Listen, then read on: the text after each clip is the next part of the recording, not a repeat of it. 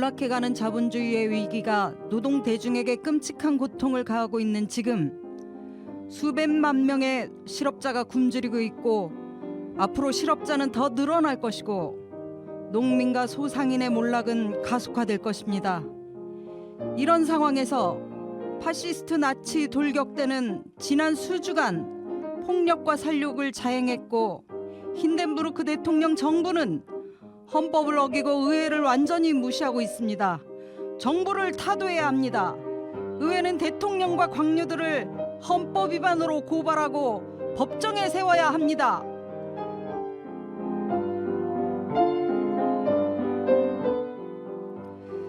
(1930년 7월) 선거, 나치는 드디어 독일 정치의 전면에 등장하였습니다. 그리고 열린 개원의회의 첫날, 명예의장으로 개회사를 한 클라라 체트킨의 연설입니다. 끔찍한 폭력을 앞세운 나치에 대해서, 그리고 헌법을 어기며 민주주의를 유린한 힌덴부르크 대통령을 향한 75세의 노혁명가 체트킨의 사자의였습니다.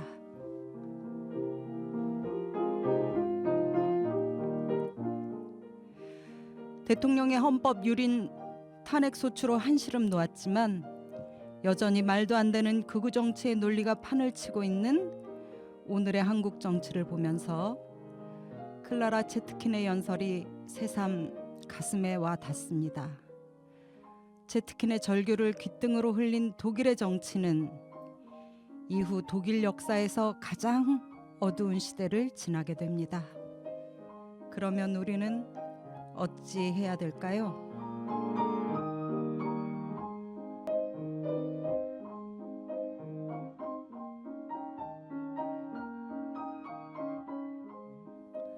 붉은 오늘 46번째 나치 그리고 히틀러 오브. 히틀러 마침내 독일의 총리가 되다. 지금 시작합니다. 오랜만입니다. 네. 안녕하세요. 크리스마스라서 우리가 특별히 이런 걸 좀 준비해봤습니다. 네, 어떻게 분위기가 좀 납니까? 이거를 쓰고 인사를 드려야 되는데. 오늘 좀 어렵습니다, 그죠? 네, 저희가 방송이 한 20분 정도가 늦었고요. 그 방송 상황으로 좀 여의치가 않아서 뭔가 연말 분위기도 내고 크리스마스 분위기를 좀 내려고 해봤는데, 많이 좀 어색했습니다. 자, 왜 다 이거 빼십니까? 이건 이제 쓰고는 방송을 못 해요. 이게 불편해가지고. 아니 그래도 메리 크리스마스는 한번 하고 인사는 사셔야죠. 네. 자, 여러분 메리 크리스마스, 메리 해피 뉴 이어 한번 크리스마스입니다. 하시죠. 반갑습니다. 반갑습니다. 반갑습니다. 붉은 오늘과 함께 메리 크리스마스, 해피 뉴 이어 인사드리고요. 자, 저희가 잘 지내셨어요? 2주 동안 많이 힘드셨죠? 피곤합니다. 네. 피곤한 2주였죠. 네. 네. 그럼에도 불구하고 어쨌든 정리는 됐는데 앞으로가 문제죠. 네. 저희가 지난 방송 하루 전에 그 12월 3일 날 비상계엄 선포돼 가지고요. 난리가 났었죠. 근데 이제 지난주 토요일 날 그 탄핵 소추안이 국회를 통과했고 지금은 이제 일단 숨고르기에 들어간 상황이죠. 네, 다이나믹한 대한민국인데요. 붉은 오늘 우리 청취자 여러분들도 굉장히 거리에서 곳곳에서 집회를 하느라 고생 많으셨을 것 같습니다. 근데 제가 보니까 이 얘기는 좀 꼭 한번 해야 될 얘기 굉장히 많이 있겠지만 한마디는 꼭 하고 넘어가야 될 것 같은데요. 그 윤석열 대통령이 긴급 체포조로 14명의 명단을 내지 않았습니까? 네. 네, 그 중에 사실 다 거의 대부분 정치인들인데 그 중에 민주노총 양경수 위원장이 포함되어 있어요. 그렇죠. 네. 그러니까 민간인이고 노동자의 대표인데 무슨 이유로 체포를 명령했는지 참 궁금하거든요. 위원장님 보셨죠? 어떻게 생각하세요? 네, 노동운동을 오랜 기간 해왔던 사람 입장에서 보면 한편으로는요, 민주노총이 죽지 않았구나 이런 생각도 하게 됩니다. 어쨌든 세상을 지배하기 위해서 첫 번째로 제압해야 될 상대가 민주노총이라고 느낄 만큼 아직도 우리 사회에서 민주노총이 해야 될 역할이 있다는 것을 확인할 수 있는데요. 또 한편으로 보면 그 수많은 정계 인사들 혹은 어쨌든 정치와 관련된 일상적인 구조 속에서 처리해야 될 사람들의 명단을 뽑으면서 음. 그 와중에 사회운동을 대표하는 민주노총 민간인입니다. 민간인을 체포할 것을 명령했다고 하는 것은 매우 심각한 얘기죠. 그렇죠.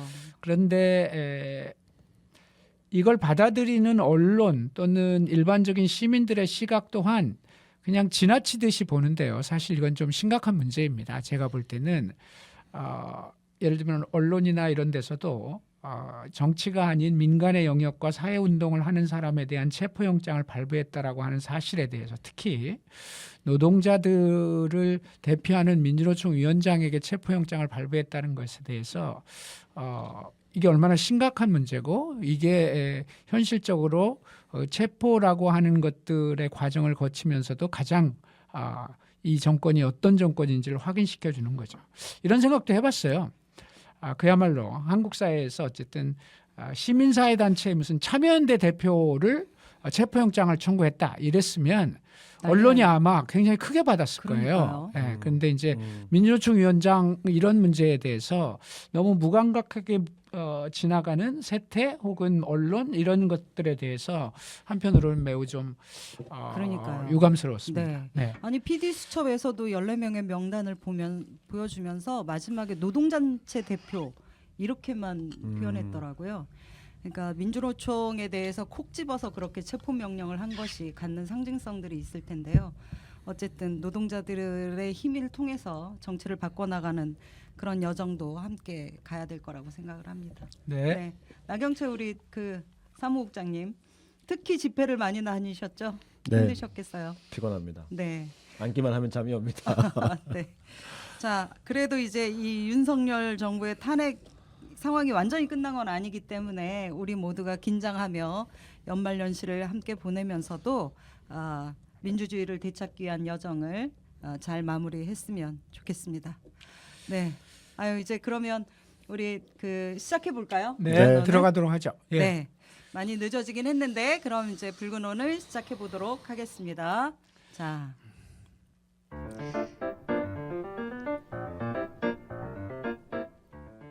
역사 속에서 오늘의 길을 찾는 빨간 방송. 붉은 오늘 지금 시작합니다. 네. 저희가 지난 시간에요. 그 나치가 불과 2.6%의 지지를 받는 정당에서 2년 만인 1930년 그 9월 선거에서 원내 2당으로 등장하는 그런 이제 상황이 되었다는 과정과 이유를 살펴봤어요. 그죠? 네. 오늘은 1930년 이후 독일 정치의 새로운 세력으로 등장한 나치가 어떻게 활동했는지 그 과정에서 독일 정치는 어떤 과정을 거쳐서 어떻게 히틀러가 독일 총리까지 되게 되었는지 그 과정을 들여다보도록 하겠습니다. 자, 네. 위원장님. 우선 네. 1930년 선거 결과를 한번 화면을 통해서 보셨으면 좋겠는데요. 나치가 107석, 공산당이 77석으로 합하면 184석이나 되는데요. 제가 이 숫자를 말하는 것은 571석 중 184석은 아예 바이마르 체제를 부정하는 세력입니다. 네. 여기다가 비록 지지율은 줄었지만 끝없이 힌덴부르크 대통령과 이렇게 소통하고 야합하면서 바이마르 체제의 전복을 모색하던 국가인민당이 41석을 받았습니다. 근데 이것까지 합치면 결국 바이마르 공화국 자체를 부정하는 세력이 225석이나 되었다 이렇게 볼 수 있는 거죠. 네. 그런 측면에서 이 의회 정치라고 하는 게 이 정도 되면 사실상 그렇죠. 제대로 된 기능을 발휘할 그렇죠. 수 없는 네. 조건이 되는 거죠. 그러다 보니까 이제 선거 결과에 따라서 독일 바이마르 체제를 지지하는 언론이나 또는 지식인들은 상당한 충격을 받았고 이게 독일 민주주의 체제를 끝장내는 거 아니냐 이런 이제 걱정을 하게 되죠. 엄청 충격을 받았겠죠. 이 당시 독일 지식인과 리버럴한 언론은 나치 승리를 두고 이렇게 말했습니다. 독일 역사의 가장 암울한 날이며 독일의 미래의 재앙이다. 이렇게 얘기를 했고요. 베를리너 타게블라트라는 신문은 참담함을 이렇게도 표현했어요. 이렇게 대단한 문명국에서 640만 명의 유권자들이 가장 천박하고 공허하고 상스러운 협잡군을 지지했다는 사실이 무시무시하다. 언론이 네, 언론에서 이렇게까지 말할 정도니까 네. 굉장히 큰 충격을 받은 신랄하네요. 거죠. 예, 네. 굉장히 큰 일이 일어난 것이고 충격을 받았다라고 하는 것을 이 몇몇 표현에서도 금방 알 수 있습니다. 네. 선거 결과에 따른 후과는 독일에만 그치지 않았어요. 먼저 이 선거 결과에 불안해진 외국 투자자들이 돈을 뺍니다. 한 달 만에 8억 마르크. 이야. 를 뺐다고 하는데 이 오늘 우리나라 돈으로 계산해 보면 약 4조 원인 정도라고 해요. 하루 만에 한 달 만에. 한 달 만에. 네. 네. 우리가 이번에 개헌하고 나서 네네. 대략 1조 원 정도가 외자가 유출됐거든요. 네. 이제 외국 자본이 빠져나가는 거죠. 그래서 네. 8억 마르크의 자본이 빠져나갔고 또 국제 시장에서 독일의 유가증권 큰 폭으로 하락했고요. 독일 경제는 곤두박질 치기 시작했습니다. 나치가 떠오르니까 유럽 전역에 파시즘 기운이 확장되기 시작했고요. 특히 이탈리아 파시즘에 이어서 독일 나치즘 부상. 이거는 이제 전 유럽에 한 나라만 그랬을 때는 약간 네. 특수한 뭐 이런 일일 수 있는데 독일까지 이러니까 전 유럽에 새로운 정치 질서를 가져오고 있는 것이다 이렇게 볼 수 있었던 거고요. 특히 독일하고 관련이 매우 컸던 프랑스는 고민이 됐죠. 왜냐하면 이제 프랑스는 채권국이잖아요. 네. 독일 계속 궁지에 몰면 이 나치의 확장은 불을 보듯 뻔한 상황이었고 그래서 대독일 정책에 뭐 변화가 있어야 되느냐는 고민이 안 될 수가 없는데 더군다나 프랑스 또한 자기 나라 안에 극우 파시즘이 확장되고 있는 처지였기 때문에 단지 이 바깥 문제뿐만 아니라 내우 외환이 한꺼번에 오는 상황이었죠. 네. 아이고. 나치의 등장이 독일뿐만이 아니라 유럽 전체에 큰 파장을 일으킬 수밖에 없었을 것 같기는 해요. 네. 네. 그럼 이제 1930년 이후의 독일 정치 그리고 나치의 전략과 각 정치 세력의 대응 전략은 어떤지도 좀 살펴봐야 될 것 같은데요. 그래야지 나치가 어떻게 집권으로까지 갔는지 살펴볼 수 있을 것 같은데요. 그렇죠. 네, 1930년 선거도 여전히 일당은 3인당이었기 때문에 네. 의원 내각제를 기준으로 하면 일단 대통령은 일당에게 연정 구성의 권한을 줘야 되는데 그렇게 하지 않았죠. 그리고 원래 있었던 자기가 만들어 놓은 비상 대권에 의해서 만든 대통령 내각 바로 불이닝 체제를 유지하기로 했다라고 한 얘기는 사실 지난 방송에서 네네, 했습니다. 그랬죠. 예. 네. 3인당 또한 이 조치를 그런 게 어디 있어라고 싸워야 되는데 그렇지. 오히려 나치가 집권하느니 차라리 대통령 내각이 낫다는 생각을 했기 때문에 이런 비민주적인 대통령의 조치를 반대하지 않았고 그렇기 때문에 정권을 유지하게 된 우파 정치 세력은 다시 이 정권을 계속 유지하게 됐으니까 그럼 원래 계획대로 친위 쿠데타 같은 것을 해서 대통령제를 시도할지 아니면 나치가 저렇게 부상했으니 나치까지 포함해서 새로운 그림을 그려야 할지 이제 고민이 생긴 거죠. 네. 그런 속에서 이제 항상 이 그림을 주물딱 하던 슐라이어는 당초 기획대로 가자라고 이제 브리닝 총리를 채근하지만 브리닝 총리 입장에서 보면 나치가 이미 2당이 됐고 네. 그리고 자기는 기본적으로 소수인 조건에서 내각을 끌고 가고 의회 정치를 해야 하는 형편에서는 슐라이어가 아무리 그렇게 얘기해도 쉽지가 않은 거죠. 네. 일단 의회가 워낙 소수 체제이기 때문에 이런 취약한 체제 속에서 특히 3인당이라고 하는 일당의 협조 없이는 의회를 운영할 수가 없죠. 그러니까 3인당의 협조를 구하고 3인당 입장에서 봐서도 브리닝 정부가 붕괴하면 나치를 포함하는 극우 정권이 등장할 가능성이 크기 때문에 마음에 안 들어도 브리닝 정권을 지지해야 되겠다 해서 협조해 줍니다. 당연히 협조해 주다 보니까 3인당이 우파 브리닝 정부와 붙어먹는다 이런 얘기들을 이제 노동자들이 하기 시작하는 그러겠네요. 거죠. 네. 실업으로 고통받는 노동자 계급이 3인당에 대한 불만이 높아지기 시작합니다. 그리고 그러면서 점차적으로 3인당을 지지하던 노동 블록이 조금씩 빠져나가기 시작하는 거죠. 네. 그리고 이제 이 세력들이 주로 공산당으로 가거나 아니면 시원시원하게 얘기하는 나치한테 가거나 이렇게 이제 가게 되는 거죠. 예. 이 한덕수 총리에 협조하는 민주당 생각 안 납니까? 지금은 어쨌든 한덕수에게 좀 협조해야 이 판에서 또 우리가 뭘 좀 네. 약간 그런 뭐 비슷한 상황 예를 들면 또 오늘날 유럽에서 전통적인 삼인주의 정당들이 이 지지 기반이 취약해지는 그런 양상들하고 좀 비슷하게 나타나기 시작하는 거죠. 네. 그렇다고 그럼 브리닝 정권은 안정되냐? 그렇지도 못한 거죠. 브리닝이 3인당하고 협조하니까 또 원래 같이 했던 우파들은 너 왜 자꾸 3인당하고 붙어 먹으려고 그래? 또 그런 이렇게 얘기 또 얘기를 하게 나오지. 되는 거죠. 네. 그렇게 되자 국가인민당하고 힌덴부르크 대통령이 브리닝이 또 탐탁치 않은 겁니다. 네. 거기다가 기업들도 브리닝 정권에 대해서 등을 돌리고 경제 불황이 지속되니까 자본은 보다 분명한 친기업 정책을 해줬으면 싶었는데 3인당의 협조를 받아야 하는 브리닝 입장에서 또 노골적으로 기업 편만 들기 어려우니까 또 그렇게 뭐 완전히 편파적으로 기업 편을 들어주지를 않죠. 그러니까 이렇게 되다 보니까 브리닝 정부는 여러모로 사실은 사면초가에 몰리는 그러네요. 상황이 된 네. 그런 상태였고 그렇다고 우파 민족주의자들이 그럼 브리닝 저거 제껴 그리고 새로운 정부를 세우자 네. 하자니 대안도 별로 없는 거예요. 음. 우파들 입장에서는 아직은 나치를 못 믿고 있기 때문에 네. 나치를 빼고 브리닝 말고 또 누가 있어라고 하다 보니 대안이 없는 상황이 된 거죠. 취약한 데다가 사면초가까지 예, 아주 네. 그런 상황입니다. 난감하네요. 예. 그래서 이제 국내 정치가 이렇게 어려웠는데 그러면 이제 대외 관계는 그나마 조금 안심할 수 있는 상태였냐?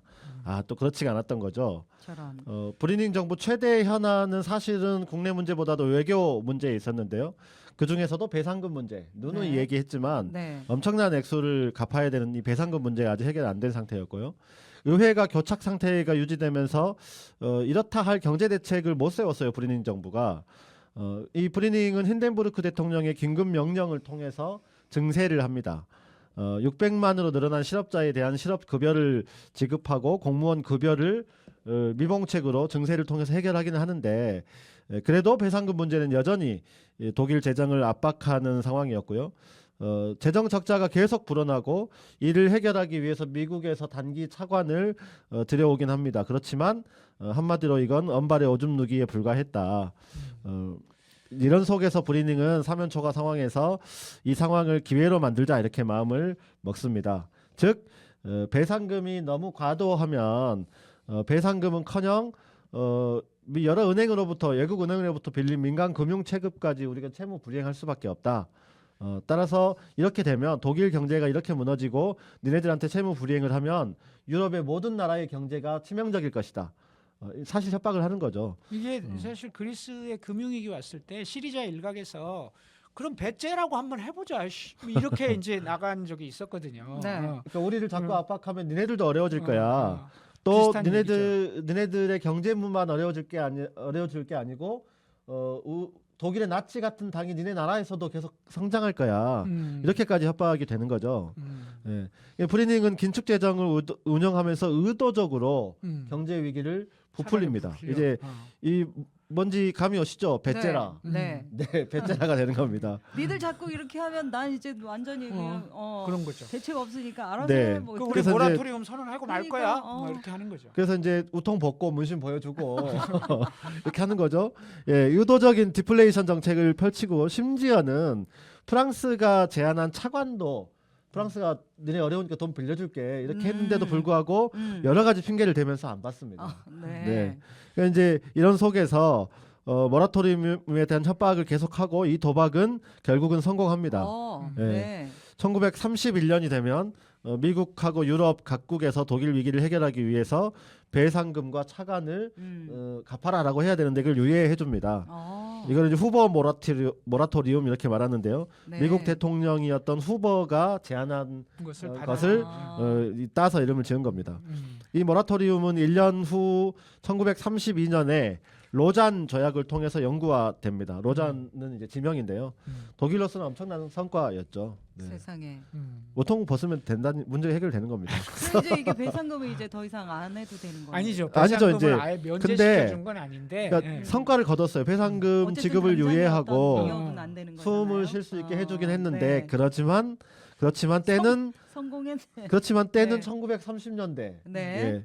이게 중요한데요. 1929년에 세계 대공황이 그렇죠. 이미 대공황이 찾아왔거든요. 왔죠. 네. 그 여파가 아직은 생생할 때라 그렇죠. 배상금 문제를 비록 약간 해결했다고 해서 독일 경제 추락이 위기가 아닌 건 아니다.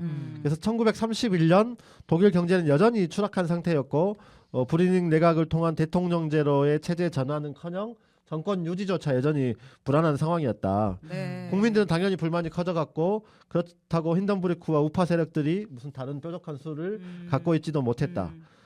결국 상황은 나치의 목소리에 힘이 실리는 상황으로 계속 치달아 간 것이다. 이렇게 말할 수 있을 것 같습니다. 그렇군요.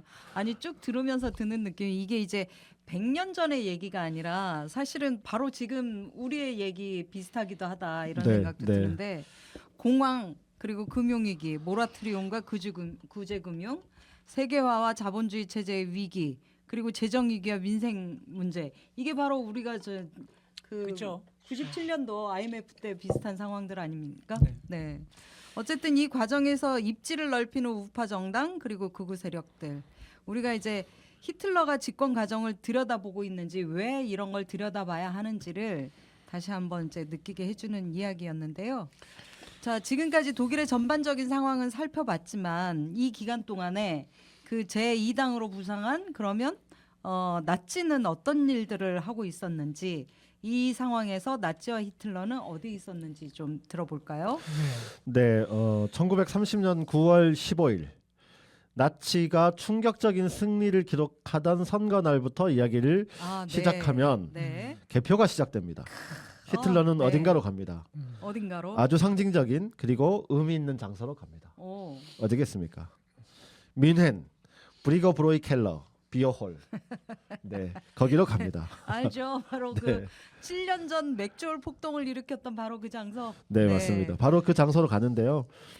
밤 10시가 넘어가면서 개표 결과가 나오기 시작하고 자정쯤에 나치의 대승이 확인되니까 그 시점에 히틀러는 이 맥주홀에 보무도당당하게 입장합니다. 선거 승리 네. 축하하기로는 딱 알맞은 장소이긴 하네요. 네, 그 승리의 순간 히틀러가 어떻게 말했는지 기록이 남아 있는데요. 네. 네, 한 손을 치켜들고 우리는 이제부터 완전히 합법적인 방법으로 목표를 이루어야 합니다.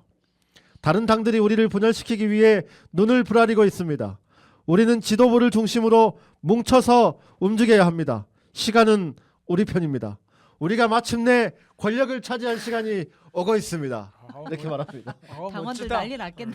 네, 완전히 비합법적인 폭동으로 바로 이 장소에서부터 권력을 잡으려고 했던 그곳에서 히틀러는 완전히 이제 반대되는 발언을 시작하면서 새로운 전략을 밝힌 거죠. 네. 그동안 폭력적이었던 나치 돌격 때의 폭력 자제를 히틀러가 말합니다. 맥주홀 폭동 실패 이후에 합법적인 공간이 아니고는 권력을 잡을 수 없다. 이제 시대가 좀 바뀌었구나. 이걸 확인한 히틀러는 분명하게 권력으로 향하는 길이 무엇인지를 알고 있는 것처럼 보였습니다. 감옥 가서 배운 거야. 감옥이 그러니까요. 학교라더니 네. 진짜. 자, 이당이 된 나치. 그러면 의회에서의 활동은 어땠는지 또 3당으로 그 부상한 공산당의 입장은 어떤지 이것도 좀 궁금하네요. 네, 나치 의회 활동은 뭐 당연히 브리닝 정부에 대한 철저한 반대를 네. 견지하죠. 공산당 또한 마찬가지였고요. 이렇게 되니까 자연스럽게 나치와 공산당이 서로 노선은 다른데 브리닝에 반대한다는 입장이 같다 보니 봐봐, 극과 결과적으로 극은 통한다더니. 통하게 그러네. 되는 거죠. 네. 나치는 의회 내에서 이제 폭력적인 언사와 행동을 통해 바이마르 정부에 대해서 분명하고 단호하게 싸우는 정당이라는 이미지를 국민들에게 팍팍 심어줍니다. 네. 국민 여러분 힘들죠? 이게 다 저 브리닝 정부가 무능해서 그런 거야라고 하는 것을 아주 원색적이고 폭력적인 언사, 행동을 통해서 확인하는 거죠. 거칠게 인신 공격을 하고 다른 정당 의원들을 자극하면서 그러다 보니까 이제 의회 질서가 어그러지기 네. 시작하는 네. 거죠. 당시 3인당 의원이었던 쿠르트 슈마허라는 의원이 이런 나치의 전략을 보면서 이렇게 평가를 합니다. 나치가 저렇게 행동하는 것에 항의하는 것은 아무런 의미가 없다. 나치의 선동은 인간 내면의 저열한 부분에 끊임없이 호소하고 있다. 우리가 나치를 조금이라도 제대로 알고 있다면 나치가 독일 정치에서 처음으로 인간의 어리석음을 완벽하게 이용하는 데 성공했다는 사실을 깨달을 수 있을 것이다. 이런 얘기를 남기게 되죠. 인간의 어리석음을 완벽하게 이용했다. 이게 지금 우리 정치, 세계 정치가 꼭 들어야 될 말이네요. 그죠? 네. 우리 국민이나 유럽의 국민들도 한번 돌아봐야 될 말인 것 같습니다. 자, 그러면 이제 나치의 집권 전략은 어떻게 진행되어 가는지도 들어볼까요? 네, 나치는 의회 밖에서는 대중의 지지를 확보하기 위해서 조직화 작업을 진행합니다. 경제가 추락하고 있는 조건에서 원래 지지 기반이었던 신교도 중산층과 농촌 지역은 확장되고 있었지만 아직도 그렇죠. 대도시 수도 베를린은 이 도시 지역에서 지지는 취약한 상황이었는데요. 나치는 그래서 이 베를린의 근거지를 확보하기 위한 작업에 들어갑니다. 그동안 나치 확장에 가장 큰 역할을 했던 선전선동의 귀재라고 평가되는 요제프 게벨스, 이 사람의 선전 홍보가 베를린에 집중적으로 이루어지고 도시 지역의 나치 기반이 점차 확장되기 시작합니다. 네. PPT에 나오고 있는데요. 나치는 도시 지역 기반 확대를 위해서 아주 폭력적인 방식을 활용합니다. 이미 한 차례 했지만 당시 각 정당은 정치 테러가 지속적으로 벌어지면서 정당별로 뭐 거의 준 군사 조직이라고 할 수 있는 이런 행동대를 보유하고 있었는데요. 나치는 돌격대라고도 부르기도 하는 SA, 독일식으로는 SR라고 읽는데요. 어쨌든 이런 조직이 있었고, 공산당은 반파시스트 행동, 삼인당은 무쇠 전선, 국가인민당은 철모단이라는 조직이 있었어요. 네. 우리나라도 그 저- 저기 8, 90년대 경찰은 백골단, 학생운동은 녹두대, 엠블렘 디자인 5월대, 보세요 지금. 뭐 이런 사수대가 너무 있었다고 무서워. 말하면 네. 좀 과하긴 하지만 겉만 보면 대체로 비슷한 거죠. 네. 네, 어쨌든 이들은 시쳇말로 나와바리 경쟁, 조폭처럼 영역 싸움을 합니다. 어허. 네, 조직끼리 거리 싸움을 벌이는 일이 빈번했고요. 베를린은 마치 마피아가 서로 영역 다툼을 벌이던 시카고 같았다고 합니다. 그래요. 네, 각 도시에서 영역 싸움의 주요 충돌은 주로 공산당과 나치 사이에서 일어나는데요. 예를 들어서 돌격대가 노동자들이 사는 지역의 선술집을 여기는 이제부터 우리가 관리해라고 딱 선언을 하고 주인한테 매출은 우리가 책임질게 이렇게 하는 겁니다. 어머. 이건 뭐 조폭이랑 다를 게 없는 거죠. 어, 그러면 그 그러네. 이후에 그 선술집은 이 돌격대 선술집이 되고 여기가 이제 돌격대 회의도 하고 본부가 되는 거죠. 어머나. 여기를 거점으로 그 인근 지역으로 확장하는 가운데에서 공산당의 경계와 만나게 되면 충돌이 시작되는 거죠. 이게 이제 지역 접수를 이런 식으로 하는 거예요. 그럼요. 네. 그래서 이제 진짜 맥주리- 이런 장소가 선거운동의 거점이 되고 선전 포스터도 여기다 붙이고요. 또 집회 장소가 되는 이런 패턴을 보이는 것이죠. 당시 언론은 이런 폭력 충돌을 크게 다뤘어요. 크게 다룰 수밖에 없었겠죠. 누구에게 더 큰 실이 되었냐 하면 나치에게는 실보다 득이 많은 일이 결과적으로 되었습니다. 주로 싸움은 나치가 일으키긴 했는데 싸우다 보면 양쪽이 싸우는 것처럼 보이게 마련이고 그렇지. 나치가 정당방위다라고 얘기를 하면 그래서 이제 서로 뒤엉켜져서 싸웠는데 어느 일방이 100% 잘못한 경우는 찾기 어려울 수 있잖아요. 그렇죠. 근데 이럴 때 누가 더 미운 털이 박힌 놈이냐 이게 중요한데 공산당이 더 미운 털이 박힌 사람들이었다는 거죠. 빨갱이들이. 네. 그러다 보니까 시민들에게는 SA가 비록 거칠기는 하지만 이 사람들은 기본적으로 애국자들이다. 애국 청년들 아니냐. 공산당을 하지만 이 야만적인 사람들 아니냐. 이제 이렇게 되는 거고 이런 상황에서 공산당에게 맞설 수 있는 유일한 정치 세력이 나치다 좀 거칠긴 하지만 이런 인식이 심어지는 겁니다. 야, 진짜 조폭하고 똑같네요, 양상이. 그럼요. 네. 네. 정말 그런 식으로 이제 무력 충돌이 계속되고 이런 상황에서는 전국이 극도로 그 불안하고 혼란스러웠을 것 같기도 한데요. 이렇게 되면 그냥 국민들은 정치가 다 싫고 그놈이 그놈이고 다 폭력적이고 이런 것도 싹 정리해주는 지도자가 나서면 그럼. 좋겠다 이렇게 생각하잖아요. 그렇게 생각하죠. 네. 그래서 기성정당이 아닌 나치가 오히려 그래서 득이 더 많았을 그렇죠. 것 같기도 해요. 그런 흐름 속에서 나치가 네. 득이 많죠. 네.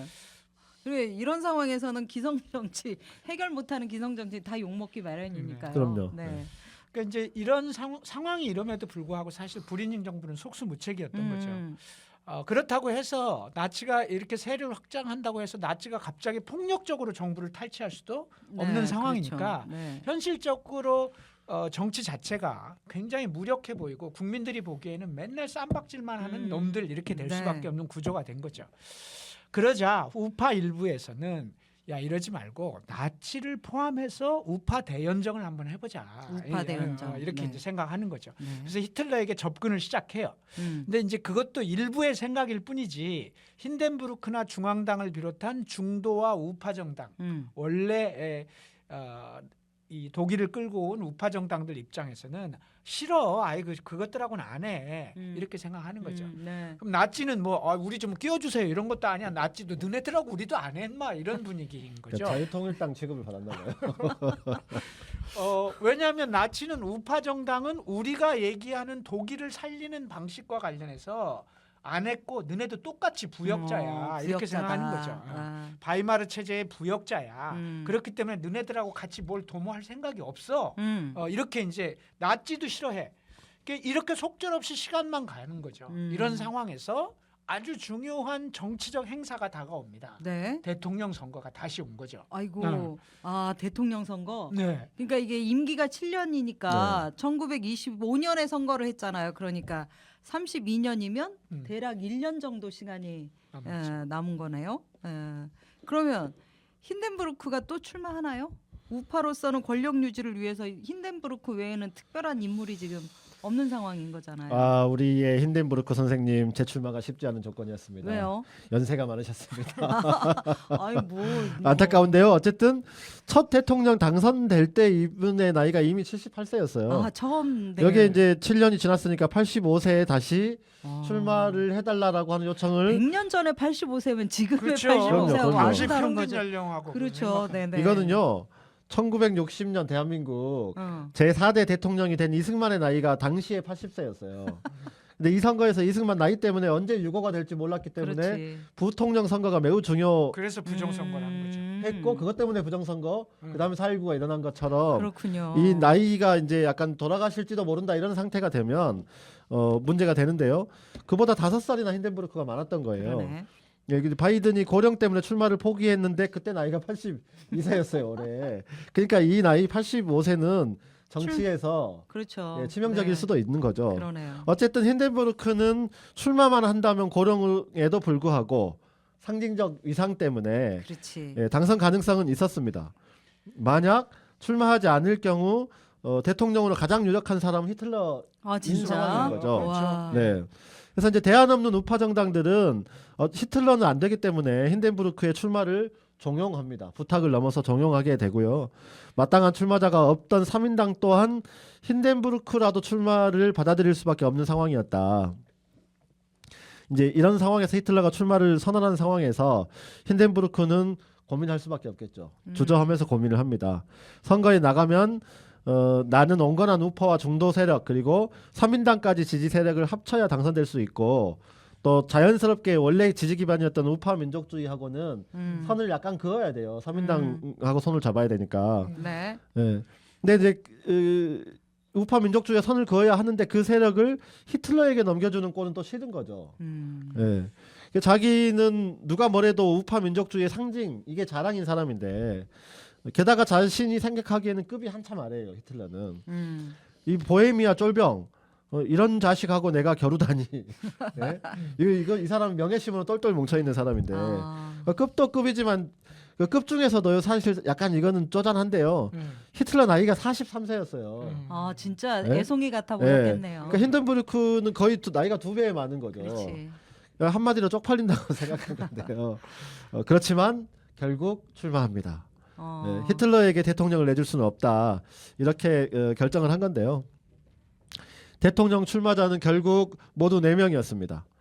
힌덴부르크 외에 국가인민당의 테오더 뒤스베르크, 공산당의 에른스트 텔만, 그리고 나치 히틀러였습니다. 네. 여기서 한 가지 확인할 거는 지난 바이마르 공화국에서 14년 동안 일당인 3인당이 그렇지. 대통령 후보를 못 내고 있다는 거예요. 그랬네요. 역시 네. 기세가 꺾여서 한참 가고 있는 상황을 보여주는 거네. 네. 자, 이렇게 4파전의 선거 결과는 힌덴부르크가 예상대로 49.6% 1위, 히틀러 30.1% 무서운 2위, 텔만 13.2%, 뒤스베르크 6.8%를 얻어서 결국 힌덴부르크와 히틀러가 2차 투표에 다시 붙게 되었습니다. 대통령 네. 선거 뭐 대통령 선거든 총리 선거든 결선 투표가 없는 우리나라 같은 제도는 웃기고 말도 안 되는 제도고요. 당연히 결선 투표를 하는 겁니다. 네. 깨알같이. 네, 맞습니다. 네. 선거 기간 내내 힌덴부르크는 거의 선거 운동을 하지 않습니다. 히틀러하고 맞서가지고 네. 경쟁하기가 진짜 아까 이제 싫었나 쪽팔리고 막 보다. 이런 이유 그러니까. 때문에. 하지만 히틀러는 이때 뭐 비행기를 동원해 가지고 남에서 북으로 종횡무진 선거 운동을 했다고 합니다. 네. 당시로서는 아주 스마트한 정치 포스터를 만들고 현대적인 방식으로 선거 운동을 진행합니다. 그럼 괴벨스가 그랬다고 그러더만. 그럼요. 네.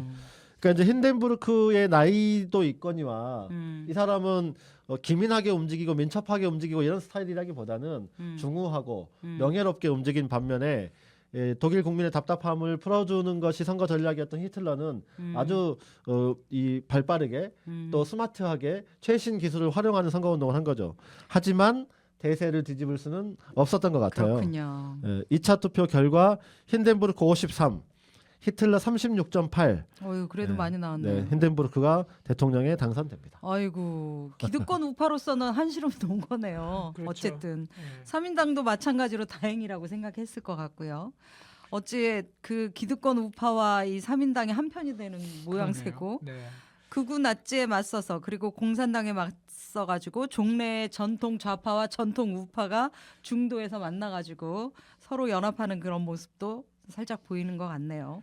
이게 요즘 유럽 정치에서 이런 모습이 나타나고 있는 것 아닌가요? 네. 극우 세력과 급진 좌파의 그 어떤 약진에 대해서 종래의 유럽 정치를 이끌어오던 전통의 좌우파가 한편으로 연대하고 그러면서도 또 자신들의 세력을 유지하려고 전전긍긍하면서 예. 안간힘을 쓰고 있는 그런 모습 같은데요.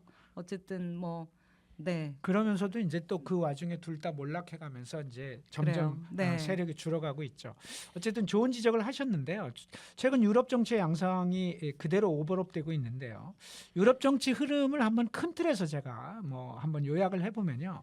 전통적인 좌우파 정당이 자신들의 본연의 역할을 제대로 하지 못하면서 네. 그 자리에서 이제 밀려나고 있는 상황입니다. 크게 보면 보수 우파는 그들이 어쨌든 동의했던 유럽식 삼인주의, 유럽식 복지, 보수적 관점에 있다 하더라도 최소한 그런 문제에 대해서 동의하고 민주주의와 인권에 대해서 동의하고 이런 입장들을 가져오다가 점차적으로 후퇴하기 시작했고요. 네. 좌파 역시 그들이 줄기차게 추진해왔던 사회민주주의의 가치, 평등과 복지, 노동권 존중, 뭐 그다음에 자본주의 체제를 일정하게 바꿔야 된다라고 네, 하는 네. 기본 노선 이런 것들을 이제 고상한 미사여구를 동원해서 후퇴시키기 시작해요. 뭐 그래요. 대표적인 게 네. 예를 들면 제3의 길, 그렇지. 좌파와 우파를 넘어서 그렇지, 이념을 그렇지. 넘어서 국민을 위해 뭐 이런 표현들을 써가면서 기본 노선을 폐기하기 시작하죠. 네. 그렇게 하면서 이제 양대 세력이 유럽의 복지 국가를 유지해왔던 기본 노선을 폐기하면서 점차적으로 이들이 중간에 결집하고 양극단으로 극우와 극자들이 자리를 잡게 되고 이들이 이제 중앙으로 몰리는 꼴이 되죠. 이것을 이제 극단적 중도라는 표현을 쓰기도 하는데요. 아이고 극단적 중도요? 예. 아니 중도라는 건 극단을 피해서 최대한 동의를 구하는 절충선, 예. 절충 노선을 얘기하는 걸 텐데 중도에다가 극단적이라는 수식을 붙이는 거는 형용무순이죠. 같은 네. 거. 근데 네. 말이 안 되는 무슨 모순인데 뜻이에요? 이게 실제로 이 말을 처음 쓴 사람은 타리크 알리라는 정치학자인데요. 파키스탄계 영국인 좌파 정치학자입니다. 그는 이제 이게 책 제목이기도 네. 해요. 극단적 중도, 극단적 익스트림 중도. 센터라고 하는 건데요. 그래요? 익스트림 센터라는 책에서 중도 좌파와 중도 우파가 현 상태의 유지를 공모한 상태를 극단적 중도라는 말로 표현했는데요. 이는 이들이 이제 정치적 협상을 통해서 구체적으로 정치적 거래를 해서 한 편을 붙어먹지는 않는데 각자의 입지를 위해 자신의 정체성을 놓고 이동하다 보니 종래처럼 명확하게 좌우가 구별되는 정책 경쟁을 하지 않기 시작한 거죠. 네. 그렇게 되면서 과거에는 이런 정책 경쟁을 통해서 민주주의를 유지하고 서로 타협하면서 사회의 발전을 이루어 왔는데 이 관계가 무너진 거예요. 네. 이거 타리크 알리는 그 대표적인 사례로 영국의 예를 들었는데요. 토니 블레어가 제3의 길을 얘기하면서 신노동당 선언을 해요. 그렇죠. 그러니까 이제 노동당이 우리는 앞으로 신노동당으로 가겠다. 당명을 개정했다는 게 아니라 네. 신노동당 선언을 하는데 이 신노동당 선언이라는 게 평등과 사회 정의라는 개념 자체를 폐기하고 재분배 정치로부터 등을 돌리면서 노동당이 그동안 같이 해왔던 가치, 사회민주주의와 단절했을 뿐만 아니라 영국은행의 정부의 통제를 받지 않는 완전한 자율권을 보유하기 시작하고 그러니까 금융 부분을 완전히 자유시장에 맡긴 거죠. 네. 그다음에 복지수당들을 대폭 삭감하기 시작하고 대학 등록금 같은 것들도 의무납부제를 시행하게 하고 네. 이러면 그리고 각종 공공 서비스를 사유화하기 시작하고 네. 이렇게 하면서 대처가 하려고 했던 것을 더 과감하게 밀어붙인 거죠. 우리로 그렇죠. 보면 네. 노무현 정권이 신자유주의 정책을 만들어내고 미처 다 못했는데 그걸 나중에 이제 이명박, 박근혜, 문재인으로 이어지면서 집행했던 거하고 비슷한 사례라고 볼 수도 있는데 어쨌든 이 신노동당은 토니 블레어의 노동당은 집권하고 있는 동안 대처 정부를 극복하고 나섰다고 했지만 말은 그렇게 했지만 실제적으로는 이런 노선을 변경함으로써 결과적으로 대처 노선과 노동당 노선의 대립의 지점이 없어져 버린 거죠. 없어졌다. 네. 바로 이렇게 좌우가 극단적 중도의 자리에서 만나게 되었고 그것이 오늘 불평등한 세계, 자본에 포획된 세계로 만들었다 이렇게 보는 거죠. 그러니까 타리크 알리의 말은 결과적으로 이제 영국 사례를 들었지만 전체 유럽 정치가 지금 이와 같은 모양으로 네. 현실화돼 있고 실제화되었다 이렇게 볼 수 있는 거죠.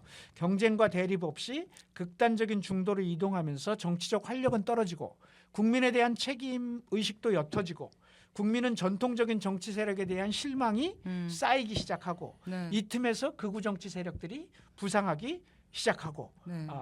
그 바로 이런 일들이 지금 벌어지는 것처럼 100년 전에 나치도 근본적으로는 3인당과 우파 정당들이 어정쩡한 포지션을 가지고 중도로 몰리기 시작했기 때문에 나치의 부상이 가능했다 이렇게 볼 수 있는 지점이 있다 이렇게 생각하는 거죠. 굉장히 정말로 중요한 말씀을 해주신 것 같아요. 100년의 차이를 두고 지금 1920년대, 30년대 얘기를 하고 있지만 사실은 오늘의 유럽 그리고 혹은 세계 질서가 같은 맥락에 있다고 생각이 되고 그런 말씀이신 것 같아요. 네.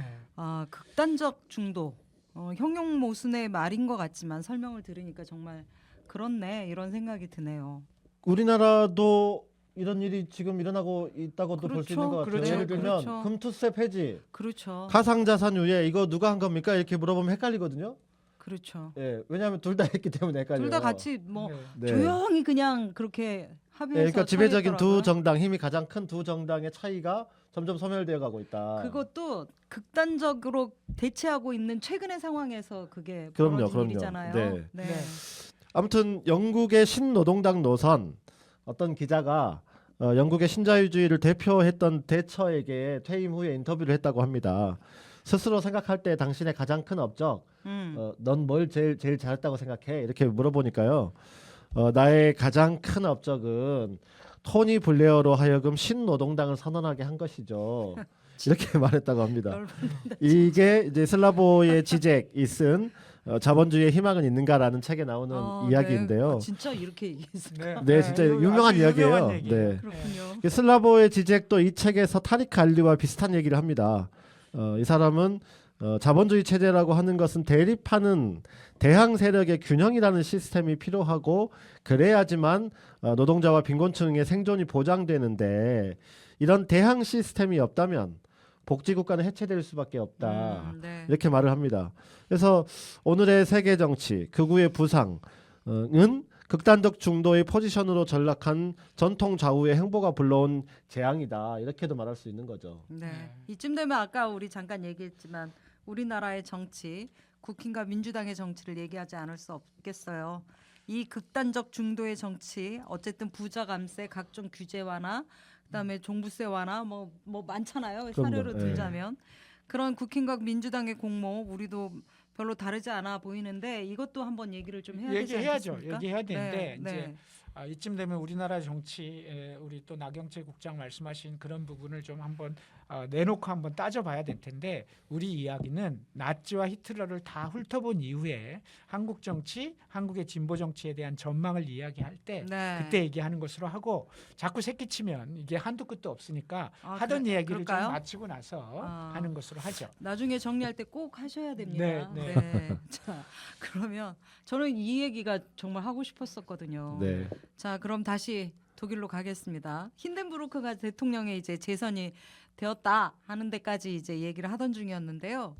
그러면 우파 민족주의 세력은 그동안 끝없이 3인당을 배제한 과거의 제국으로 회귀를 꿈꾸고 있었던 힌덴부르크가 재선되었으니 한 번 더 시도했을 것 같은데요. 맞습니다. 이제 힌덴부르크 대통령이 당선된 다음에 그동안 독일 정치를 이 모양 저 모양으로 주물르던 슐라이어는 이제 결정을 내려야 한다고 생각한 거예요. 네. 슐라이어는 민족주의 우파 정권의 안정을 위해서 나치를 배제한 전략을 수정해서 나치와 함께 연정 구성으로 가야 된다. 아, 네. 이제는 이렇게 이제 생각하기 시작한 거죠. 드디어 이제 예. 나치가 독일 정치의 큰 변수이자 영향력 있는 집단으로 등장을 하기 시작하는군요. 그러니까 이 이당이 된 나치를 무시하고 뭘 할 수가 없다. 그렇지. 이런 이제 고민이 시작된 거죠. 예. 나치가 그럼 슐라이어의 그 계획에 동조했나요? 네, 1931년부터 32년 초까지 내내 슐라이어는 대통령실, 군부, 나치를 오가면서 이 논의에 박차를 가합니다. 네. 예, 뭐 슐라이어는 제가 지난 시간에도 얘기했지만 거의 조선시대 한 명의 급이다. 네. 근데 어쨌든 문제가 하나 튀어나오면서 변수가 되는데요. 공동 보조를 취하던 슐라이어와 브리닝 사이가 틀어지게 돼요. 그래요. 예, 네. 바로 나치 돌격대 문제 때문인데요.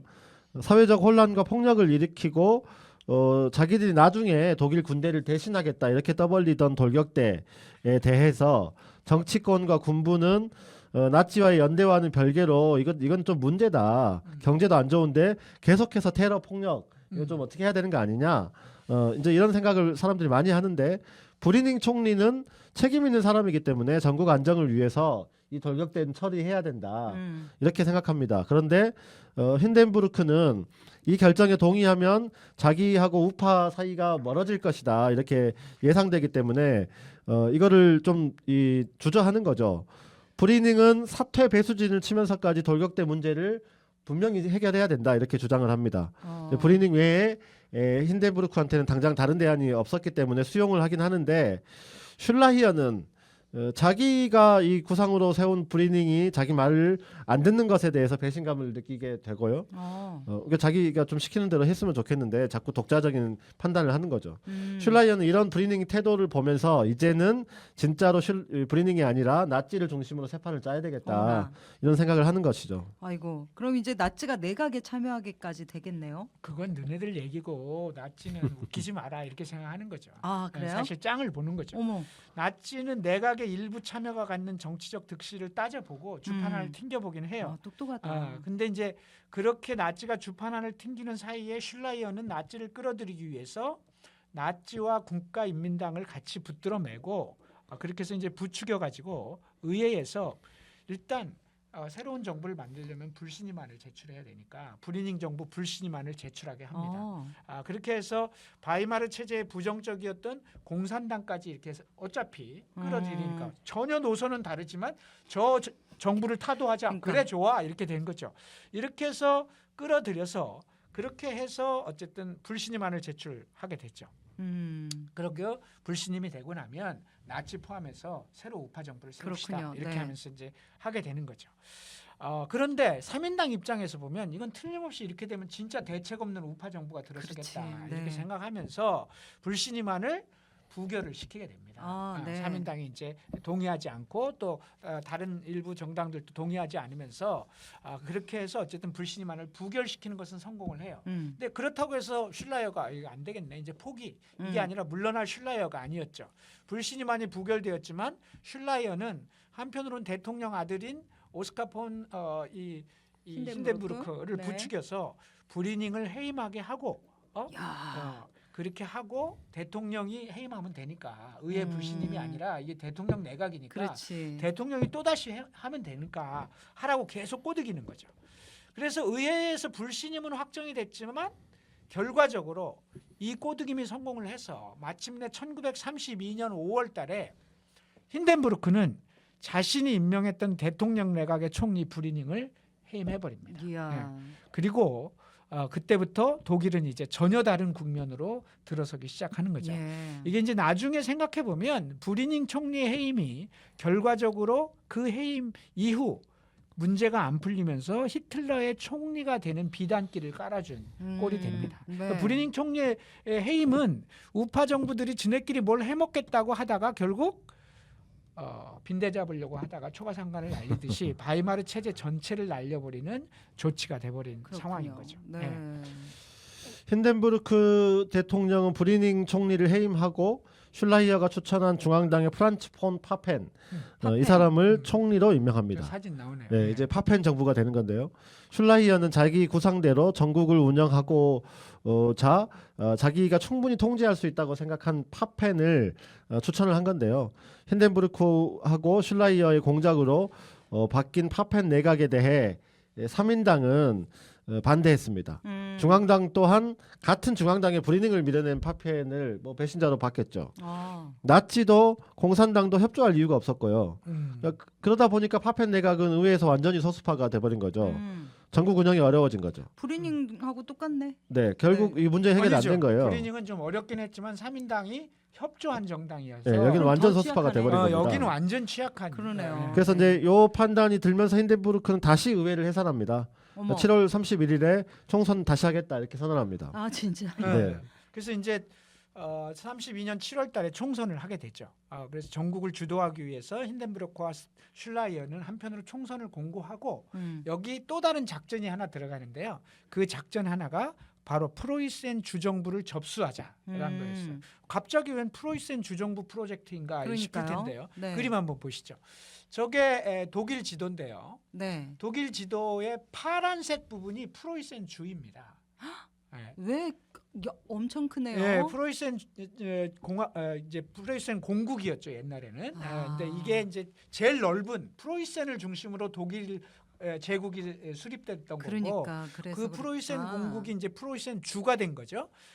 저 주가 인구나 면적으로 독일의 4분의 3이 됐습니다. 그러네요. 그렇기 때문에 프로이센 정부의 근데 이 프로이센 주정부가 굉장히 안정적인 정부였어요. 그래서 3인당과 중앙당과 그래서 어쨌든 여기는 잘 돌아가요.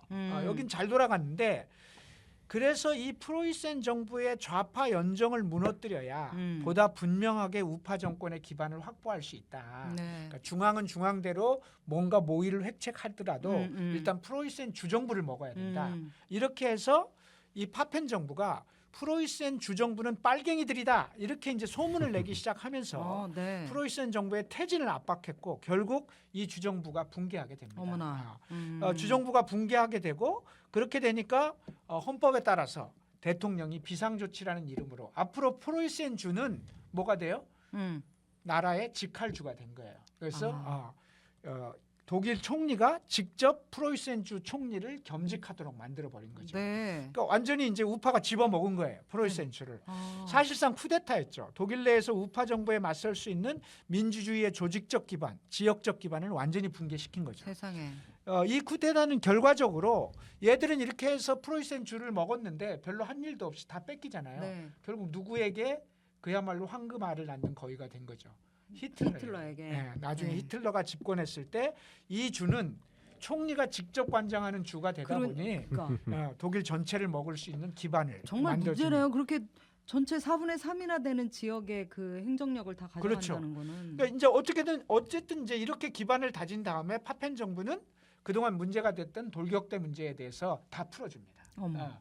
브리닝이 그렇게 해가지고 처리한 것을 없던 일로 다시 다 해줘. 그래서 나치에게 이제 우리가 이렇게까지 했으니까 같이 좀 잘 해보자 이렇게 하면서 정치적 지분 몇 개 나눠주면서 저것들을 똘마니로 삼아서 우파 정부를 좀 파펜, 힌덴부르크 등등이 좀 잘 꾸려가야 되겠다 이렇게 이제 야심을 갖게 되는 거죠. 네. 한편으로는 중앙 권력의 체제 개편을 추진하고 네. 또 한편으로는 그 지방 정부에 대한 개입을 공고히 하고 네. 이렇게 된 거네요. 그렇다고 해도 이러나 저러나 1932년 7월 선거를 이겨야 뭐가 되는 것 아니겠습니까? 그럼요. 네. 네. 그 선거가 매우 중요한 분수령이 될 것 아니겠어요? 그 선거 얘기는 자 하기 전에 잠깐 쉬어가도록 하겠습니다.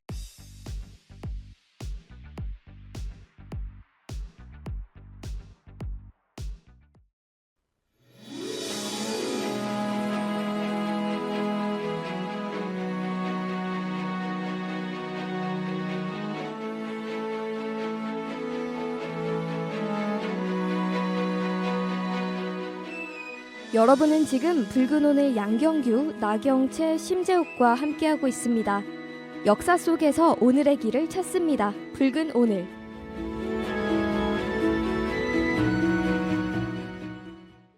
(1932년 7월) 선거 얘기를 하다가 쉬었잖아요. 네, 우파의 기대대로 총선 결과가 잘 나왔습니까?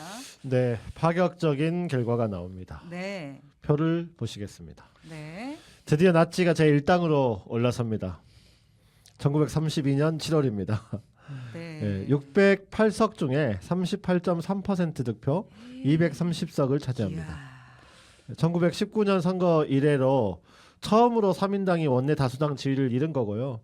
2당으로 떨어집니다. 네. 21.5% 득표에 133석. 100석 차이가 나네요. 100석 차이가 네. 나네요. 또 하나의 파격적인 결과는 공산당의 약진입니다. 네. 3당의 지위는 그대로였지만 의석은 89석에 달했습니다. 네. 그러니까 나치와 공산당은 의석만으로도 과반을 넘는 의석이었으니까 다른 당들이 모두 합해도 연정을 구성할 수 없었던 네. 상황이 된 거죠. 네. 경제 추락과 배회주의 그리고 신교도의 단결로 낙지의 약진은 예상됐지만 다른 우파 정당들의 성적은 기대 이하였어요. 우파 연합을 통해서 나치를 정부 안으로 끌고 들어오면서 하위 파트너로 삼겠다. 이게 계산이었는데 착오가 발생한 거죠. 네. 이제 어떻게든 나치의 협조 그러네. 없이는 전국 운영이 어려워졌습니다. 아, 대단한 나치군요. 네. 결국 일당이 된 그러면 나치에게 총리 자리가 이제 맡게 되는 것 아닌가요? 우파 연합의 하위 파트너가 아니라 아예 나는 그냥 총리 하겠다고 그렇게 나왔을 것 같아요. 네, 결국은 당연히. 네. 당연히 총리할 생각이었죠. 근데 네. 힌덴부르크와 기존의 우파 정당들은 그렇게 할 생각이 추워도 없어요. 되게 싫어하긴 네. 했죠. 그리고 네. 이 독일 체제가 희한한 게 어찌됐든지 간에 대통령이 그렇게 안 하겠다고 하면 안 하는 거예요. 비상대권이 있어서. 네. 그러니까 전국이 혼란스러울 밖에 없는 거죠. 일당에게 안 주니까. 네. 나치의 선거 승리로 끝난 선거 그날 밤부터 전국 운영은 이제 혼란의 연속이 시작되는 겁니다. 선거일 밤에 선거 승리에 취하고 이 기세를 통해 좌파 정당들의 기선을 제압하겠다는 나치 돌격대의 폭력이 3인당 중앙과 공산당 지역본부 그리고 민주적인 언론사 등을 상대로 이제 폭력이 가해지기 시작해요. 며칠 동안 폭력이 어이가 이어지고 없다, 진짜. 이 과정에서 6명이 살해당하고 어머. 수차례 방화가 일어납니다. 네. 그러니까 파펜 정부는 이들 중 주모자를 체포하고 재판을 통해서 사형을 선고해버려요. 어머. 나치가 가만히 있었겠어요. 네. 그러니까 전국은 급냉한 거죠. 그러니까 나치는 진짜로 너네 그럴 거야? 그러면 알았어. 우리는 대통령의 탄핵 카드를 꺼냅니다. 네. 대통령 탄핵 당연히 의회의 3분의 2가 찬성해야 탄핵이 되죠. 우리나라하고 네. 똑같잖아요. 똑같네요. 예. 네. 찬성해야 가능했지만 탄핵 카드를 꺼내고 대통령을 위협하는 것만으로도 명예를 생전 평생 얻어먹고 살던 힌덴부르크는 그렇지. 제가 탄핵의 대상이 된다는 것만으로도 이것만으로도 진짜 기분이 안 좋은 거예요. 네. 이게 충분하게 정치적으로 효과가 있을 거라고 판단한 나치는 이걸 밀어붙이는 거죠. 네. 나치와 입장을 달리한다 하더라도 공산당만 협조하면 일단 과반수는 넘기죠. 공산당은 동의할 가능성이 있잖아요. 그리고 이상한 좀 뭐 어영부영 이렇게 끌어서 한번 해보자 이러니까 힌덴부르크 이제 걱정이 생기는 거죠. 힌덴부르크 대통령과 파펜 그리고 슐라이어는 전국의 조속한 안정을 위해 가진 고민을 다 해봐요. 나치는 저렇게 나오지 대책은 없지. 히틀러에게 총리를 그냥 줄까 하는 방안. 다시 의회를 해산하고 선거를 또 할까 이런 방안. 계엄도 아닌데 무슨 탄핵? 그러니까 어느 것 하나 뚜렷한 방안이라고 할 수가 없는 나치가 거예요. 그만큼 막 나간다는 얘기잖아요. 네. 총리 아니면 정부에 참여할 의사가 전혀 없다는 히틀러에게 총리를 주는 것은 힌덴부르크가 절대 동의하지 않아요. 네. 그렇다고 다시 의회 해산과 선거를 치르면 더 큰 폭력이 발생할 수밖에 없고 나치가 가만히 있겠냐고요. 그리고 또 다시 한다 하더라도 승리한다는 보장도 없어. 나치가 더 크게 이겨버릴 수도 있고. 그렇지. 슐라이어가 나치와 협상해서 히틀러에게 총리를 주는 방안은 이제 합의를 해요. 그럼 그렇게 하겠습니다. 그래놓고 힌덴부르크에게 와서 어쩔 수 없을 것 같습니다. 나치에게 총리를 주시죠, 대통령 각하. 힌덴부르크의 대답은 네버, 결코 그런 일은 없다. 난 죽어도 그렇게는 못한다. 네. 보헤미아의 쫄병에게 총리를 상상도 나는 할 수 없다. 힌덴부르크는 다시 비상대권을 행사하여 나치를 배제하고 대통령 내각인 파펜 내각을 유지합니다. 그냥. 그러니까 슐라이어와의 협상으로 총리직을 받을 것으로 생각했던 히틀러는 배신감을 느끼는 거죠. 네. 우파 세력과 히틀러의 관계는 더욱더 악화됩니다. 그래서 이렇게 대치 정국이 이어지는 가운데 8월 30일 의회가 개원이 됩니다. 두둥. 아니 근데 잠깐만 더 얘기를 진행하기 전에 힌덴부르크가 계속 그 히틀러를 부를 때 보헤미아의 쫄병이라고 부르잖아요. 네. 근데 아니 히틀러는 오스트리아 출신이라고 우리가 네. 초반에 얘기를 했었고 보헤미아는 지금으로 치면 체코 지역인데 왜 자꾸 히틀러를 보헤미아의 쫄병으로 이렇게 부르는 거예요? 예, 무슨- 갑자기 이제 불쑥 질문을 하시니까 약간 당황스러운데요. 아니 이상하잖아. 예, 어쨌든 질문을 하셨으니까 그 화면을 보실까요? 화면에 보면 나오는데 말씀하신 대로 보헤미아는 옛날 왕국 이름이었고 지금은 체코의 지역 이름입니다. 히틀러를 부르는 이 별명 보헤미아 쫄병은 힌덴부르크가 처음 사용했고 그러다 보니 덩달아 다른 정치인들도 히틀러를 부를 때 이렇게 일종의 멸칭이죠. 이렇게 부른 건데요. 저게 이제 체코 지도 중에 체코의 이 서부, 북서부 쪽에 저 큰 넓은 지역을 그냥 주황색. 통칭해서 보헤미아 지역이라고 불러요. 네. 저게 옛날엔 보헤미아 왕국이었던 아. 지역인데 예. 보헤미아 왕국, 몰로비아 왕국 이렇게 이제 음. 왕국들이 합쳐지면서 체코가 됐고 지금도 저 지역을 체코에 가면 보헤미아 지역 이렇게 부릅니다. 네. 이제 그 멸칭으로 불렀다는 보헤미아 쫄병, 정확하게는 보헤미아 상병이라고 불렀다고 하는데요. 네. 귀족 계급 출신이고 군 장성 출신들 또 기득권 정치인들이 한갓 군대 쫄병 따위가라고 하는 그러니까. 이 심리적 그러니까. 우월감으로 쓴 말인데 네. 이제 말씀하셨다시피 보헤미아는 체코 지역인데 왜 보헤미아 상병으로 히틀러를 불렸냐? 이것은 힌덴부르크의 착각 때문이었다라고 합니다. 히틀러 출생지가 오스트리아 브레우나 우암인이었는데 보헤미아에도 같은 지명의 도시가 있었거든요. 아. 예. 그래서 그렇게 부르게 되었다고 하고 또 다른 사람들은 오스트리아 쫄병 이렇게도 불렀다고 합니다. 상병 출신. 그럼 힌덴부르크는 자기가 잘못 알고서는 계속 그런 식으로 근데 제가 보기에 잘못 알았다기보다도 그냥 오스트리아는 어쨌든 독일의 같은 게르만 그렇지, 민족인데 그렇지. 이제 그것까지도 아예 까부시고 보헤미아의 쫄병 이렇게 이제 했던 게 아닌가 싶기도 해. 꼭 착각은 아닐 수도 있겠다 이런 생각이 어쨌든 듭니다. 심리적인 어떤 그런 그렇죠. 비하하고 촌놈 애송이 뭐 이런 뜻이었던 뜻이었던 것 같아요. 예. 그런 게 그렇게 표현되었다. 네, 어쩐지. 잠깐 옆길로 샜지만 뭐 우리 청취자 여러분도 많이 궁금하셨죠? 네, 어쨌든 8월 30일 국회가 개원했는데 이때 의회 개회사를 클라라 체트킨이 했다고 아까 프롤로그에 소개했잖아요. 네. 아유, 저기 그 연설할 때 죽는 줄 알았어요. 아마 그렇게 하지 않았을까 우리 클라라 언니가. 네. 그 양경규 위원장님도 잠깐 국회의원 하실 때 네. 100일째 되는 날 페북에 클라라 체트킨을 소환해가지고 소회글을 하나 쓰셨잖아요. 네네 그랬었죠. 네, 그때 이제 뭐. 제가 국회에서 좀 더 분명하고 단호한 목소리를 내지 못하고 있는 것에 대한 아쉬움을 클라라 체트킨을 불러서 이제 소회를 밝힌 거죠. 이 독일 의회는 가장 연장자가 명예의장을 맡아서 일단 개원 국회는 의장 역할을 하도록 됐어요. 임시의장 역할을 그렇죠. 하는구나. 그래서 독일 의회의 전통에 따라서 75세의 클라라 체트킨이 음. 개회사를 하게 됐습니다. 네. 그러니까 사회주의 운동으로 반전 운동으로 여성 해방 운동으로 단련된 그에게 의사당을 메운 나치 일당이 된 위세 따위는 안중에도 없었던 거죠. 그렇죠. 그래서 채트킨 조금도 주눅이 들지 않고 나치당의 의원들을 향해 오늘 플로로그에 나왔던 것처럼 연설을 하게 됐죠. 그래서 기성 정치 세력, 특히 나치를 향해 날선검을 휘두르기 시작합니다. 네. 플로로그에서 언급했지만 한 번 더 읽어보면요. 나치 돌격 때는 헌법을 어기고 의회를 완전히 무시하고 있는 이 정부, 그러니까 나치 돌격 때와 헌법을 어기고 의회를 완전히 무시하고 있는 정부를 타도해야 한다. 의회는 대통령과 강요들을 헌법 위반으로 고발하고 법정에 세워야 한다. 현재의 비참한 고통에 맞선 노동자의 투쟁은 그들의 완전한 해방을 위한 투쟁이다. 자유민주주의라는 환상을 불러서 이 투쟁에 수위를 입히지 말자. 파시즘을 물리치기 위해 모든 노동자의 연대전선이 필요하다. 이 피할 수 없는 역사적 필연성 앞에서 모든 억압적 분파적 정치는 겸손해야 한다.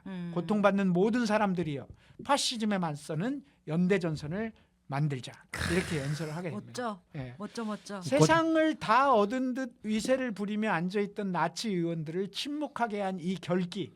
이건 정말 노동자 민중을 향한 진심이 있었기 때문에 가능한 거죠. 그래요. 네. 새로운 사회를 위한 강력한 이 채트킨의 의지가 있었기 때문에 가능한 연설이었다 이렇게 생각하는 거죠. 그래서 제가 클라라 채트킨을 소환하면서 의원을 하던 때 노동자와 소외된 사회적 약자의 고통을 외면하며 거침없이 질주하는 보수 두 양당에 대해서 그러면서 속절없이 추락하는 민생을 보면서 좀 더 결기를 가지고 진보정당의 의원으로서 클라라 체트킨처럼 나도 해야 되는 거 아니냐라고 생각했던 거죠. 그래서 100일 되는 날 그런 소회를 페북에 올렸습니다만 결국 그러지 못하고 임기를 마쳤습니다. 어쨌든 뭐 참 부족했다는 아쉬움이 남습니다. 네. 아니 임기가 4개월이었잖아요.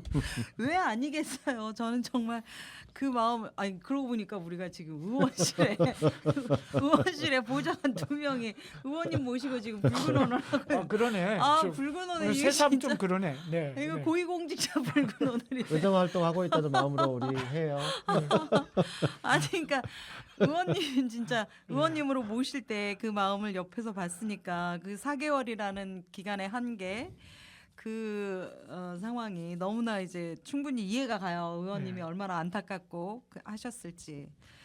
하여튼 안타까움을 생각하면 지금 마음이 찢어지는데 어쨌든 클라라 체트키는 이후에 1933년 나치에 의해서 독일 공산당 활동이 금지되고 소련으로 망명했다잖아요. 네. 그리고 바로 그해 6월 20일에 세상을 떠났다고 하죠. 로자 룩셈부르크의 죽음에도 그 엄혹한 시절에도 그를 지켰던 그의 곁을 지켰던 클라라 체트킨 세계 여성의 날 창친의 그렇죠. 제창자이기도 하잖아요. 음. 예. 하여튼 그 서늘한 연설이 정말 그의 삶이 다시 가슴에 와 닿는 것 같습니다. 오랜만에 이렇게 여성 혁명가 얘기를 하니까 제가 막 엄청 막 이렇게 웅장해지는 가슴이. 오케이. 네. 네, 자 이 정도로 하고요. 자 파펜 내각 어떻게 됐는지 그 이후 얘기를 좀 해볼까요? 네, 뭐 거의 사실상 억지로 세웠던 파펜 내각은 1932년 9월 공산당이 제출한 불신임안이 512대 42로 통과되면서 당연하죠. 붕괴합니다. 3인당도 동의하지 않았던 내각입니다. 네. 그래서 이제 다시 선거가 불가피한 상황이 되는데요. 이제 힌덴부르크와 슐라이어가 준 카드는 다 소진되고 몇 개 안 남았어요. 아이고, 네. 히틀러를 총리로 하든지 군대를 동원해서 뭐 친위 쿠데타라도 일으키든지 하는 정도의 방안이었는데요. 하지만 군대를 동원하면 뭐 거의 내전 이때는 그치. 뭐 정치 세력들이 다 준 군사 조직이 있었다고 얘기 드렸잖아요. 거의 벼랑까지 그래서 이제 군대를 몰려가는 동원하면 상황. 내전을 의미하는 거고 대통령 스스로 헌법을 위반하는 것이어서 이건 쉽지 않은 일이었습니다. 네. 그래도 우리보다는 낫네요. 그러네. 네. 계엄은 안 하네 여기는. 어쨌든 슐라이어는 계속해서 히틀러 총리를 제안했지만 힌덴부르크의 고집을 좀처럼 꺾을 수는 없었습니다. 힌덴부르크도 대단하다. 네. 결국 남은 카드 중에 하나 히틀러 총리가 아니라면 선거. 예, 1932년 11월 6일 선거를 합니다. 어머나 여기는 다시 또 선거를 선거예요. 다시 선언하면 또 선거를 하나 봐요. 내각제니까요. 네. 아, 진짜. 그래서 이제 선거 결과가 화면에 나오는데요. 나치당은 여전히 원내 일당이긴 했지만 지지율은 38에서 33으로 조금 떨어졌어요. 어쨌든 여전히 일당이고 이 정도의 감소는 전국에 큰 변수가 되지는 않았습니다. 공산당의 약진이 이번에도 눈에 띄는 선거였고요. 네. 전국은 이제 양극단이 과반을 넘으면서 난리가 다시 나지. 이 상황을 더욱 주도하는 정국으로 변했다. 바이마르 정부를 운영하는 우파 정부와 힌덴부르크는 여전히 이렇게도 저렇게도 할 수 없는 멘붕 상태가 지속되고 진짜 있었다. 그러네. 네. 네. 이런 이렇게 멘붕 상태에서 다시 열심히 모사를 꾸미는 슐라이어가 승부수를 던지고 부지런하더라고요. 정말 대단하다 슐라이어. 드디어 본인이 총리를 하겠습니다. 야, 이거 이렇게 이제 신박한데? 힌덴부르크에게 네. 제가 총리를 하게 되면요 나치를 설득할 수 있습니다. 또 나는 군 출신이기 때문에 군도 통제할 수 있습니다. 그럴 그래서 듯해. 전국을 안정시킬 수 있습니다. 저를 총리를 해주십시오. 그리고 나치 안에도 저와 손발이 맞는 사람이 있는데 그게 바로 나치의 2인자입니다. 나치 2인자 그레고 슈트러스가 나와 엄청 긴밀하게 소통하고 친해. 있습니다. 예. 그래서 나치에 대해서도 제가 통제할 수 있습니다. 그러니까 저를 총리로 세워주십시오. 계속 이렇게 가다가는 자칫하면 히틀러나 공산당이 힘을 합쳐서 전면적인 상태로 들어오면 이 나라 절단 납니다. 저 아니고는 지금 대안이 없습니다. 이렇게 설득을 해요. 그리고 만약에 공화국이 절단나면 힌덴부르크 대통령 자존심, 명예 이런 거 완전 치명적입니다. 그렇지. 그러니까 저를 한번 세워주십시오. 상당히 설득력 있다 나름. 근데 이것은 사실 나치가 세운 기본적인 전략에 비하면 어떤 의미에서 보면 과소평가한 거죠. 자기가 2인자하고 소통하면 나치를 흔들 수 있다고 생각했는데 그것도 히틀러를 잘못 본 거죠. 그리고 히틀러는 이런 방식으로 해서 끌어들일 수 있는 사람이 아니었던 거죠. 네. 히틀러는 총리가 아니면 어떤 경우에도 타협이 없다 이런 입장이었거든요. 히틀러 대단하다. 근데 이제 어쨌든 이렇게 하고 추진을 시작하는 거죠. 그러면서 힌덴부르크를 한편으로 설득하고 실제 2인자였던 그레고어 슈트러스는 나치 내에서 자기 2인자의 신분을 이용해서 주장을 합니다. 연정을 통해 나치의 정치적 위상을 높일 때다. 네. 총리만 고집할 때가 아니다. 네. 일단 내각에 들어가서 우리가 일당으로서 역할을 하는 것이 중요하다. 계속 이렇게 딴지만 거는 건 나치에게도 그렇지. 바람직하지 않다. 웬만한 정치인이면 다 그렇게 네. 판단할 것 같아요. 그래서 슐라이어와 음. 소통하면서 나치 내에서도 슐라이어의 안을 받자 이렇게 이제 설득을 음. 하는 거죠. 그리고 슐라이어는 또 군에 가서 군 출신이란 장점을 이용해서 나를 한번 밀어달라 네. 이렇게 이제 얘기를 하게 되는 거죠. 이렇게 되면서 결국 힌덴부르크는 그래 그럼 네가 한번 해 이렇게 된 거예요. 네. 그래서 슐라이어의 제안을 받고 총리로 세우기로 합니다. 네. 이 과정에서 낙동강 오리알이 된 파펜. 응. 슐라이어 지가 나보고 하라고 그래서 이걸 지금 계속 하고 있었는데 응? 네가 세워놓고 나를 이렇게 뒤에서 칼을 꽂아 이렇게 생각한 거예요. 배신감을 느끼는 거죠. 가뜩이나 자기가 어려운데 자신의 내각을 더 밀어줘야 될 판에 그래서 지금 불신임으로 밀려나기까지 한 상황에서 여기서 다시 자기를 어떻게 보호해 줄 생각은 안 하고 파펜을 완전히 제거해버리고 지가 총리를 하겠다는 거에 대해서 배신감을 나타내는 거죠. 둘 사이는 완전히 파탄이 납니다. 네. 그 파펜은 이제 분노에 막 완전히 이제 쪄들어 있는 거죠. 네. 어쨌든 이제 쿠르트 폰 슐라이어는 총리에 임명이 됐는데요. 슐라이어는 가능한 최대한 세력을 묶어서 나치까지 포괄하는 우파 대연정을 구성하겠다는 이 계획을 그대로 밀고 나가기 시작합니다. 아이고. 네. 진짜 여기도 참 스펙타클하다. 네. 우리만 다이나믹한 줄 알았더니. 지금 네. 우리나라 대한민국도 누군가 이런 짓을 하고 다니는 사람이 있어요. 아니 명태균 뭐 맞아, 이랬던 거 슐라이어 아닙니까? 얘기하면서 저도 명태균 얘기 생각이 네. 났었어요. 어쨌든 뒤에서 모사를 꾸미다가 이제는 본인이 직접 총리가 돼서 판정리 한번 해보겠다 이런 네. 거잖아요. 계획은 원대한데 과연 그의 뜻대로 되었을까 모르겠네요. 네. 자신감이 막 대단한데. 원래 이제 이런 사람들이 자기 잘난 맛에 사는 법이잖아요. 아, 그렇지. 슐라이어는 나름대로 이제 자신감이 있었어요. 워낙에 여기저기 들쑤시고 다니던 사람이라 발이 넓기도 했고요. 그러니까 그 저기 대통령 아들하고도 또 언제 사귀었는지 그렇지. 절친이 돼가지고 막 이렇게 했잖아요. 그래서 슐라이어는 사회민주당에 일단 협조를 요청하고 노동조합에도 호의적인 제스처를 취합니다. 연정의 협력 단위를 확장하고 있는 거죠. 제주도 좋다. 또 나치에 대해서도 지금 참여하지 않으면 너네들 입지도 좁아질 거야라고 하면서 나름대로 압박 또 연정 참여 이렇게 유혹도 하고 2인자인 슈트라스와 소통하면서 나치의 참여 방안을 적극 논의합니다. 네.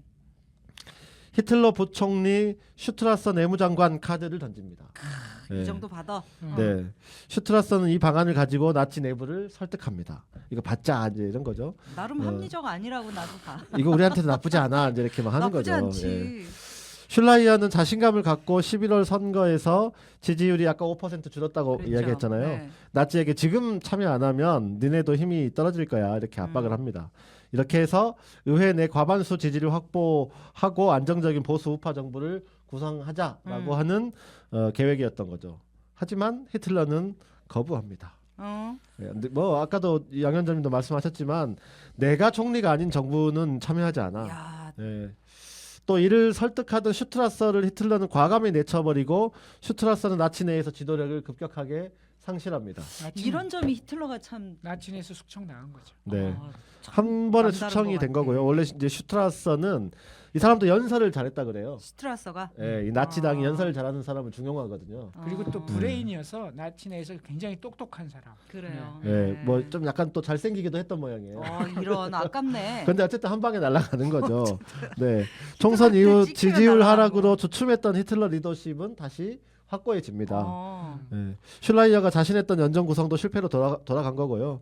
3인당, 공산당, 나치도 동의하지 않는 소수 정부로 전락하고 맙니다. 에게 파편정. 네. 결국 의회의 지지를 받지 못한 파핀 정부하고 별로 다를 것이 없죠. 네.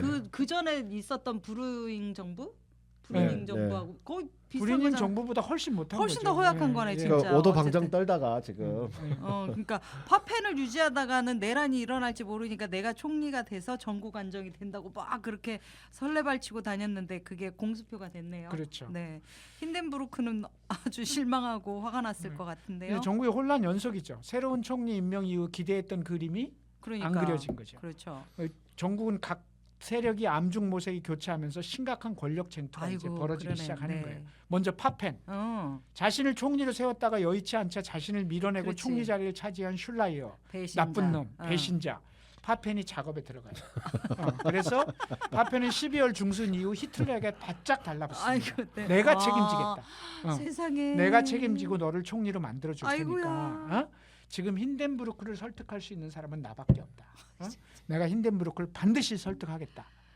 그렇게 하면서 이렇게 파펜은 이렇게 이제 나가기 시작해요. 세상에. 히틀러를 못 믿어하는 힌덴부르크에게 자신이 부총리로서 히틀러를 보좌하고 내각은 나치와 다른 우파 정당들이 나누어 맡으면 안정적인 정부를 수립할 수 있습니다. 각하. 총리했던 사람이 부총리. 그러니까 제가 부총리를 하겠습니다. 이 사람 엄청 유연한 사람. 그러니까 파펜은 정치 경험이 없는 히틀러를 총리로 세우고 자신과 전통 우파들이 조종을 하면 나치를 다루는데 무리가 없을 여기도 겁니다. 히틀러를 과소평가해.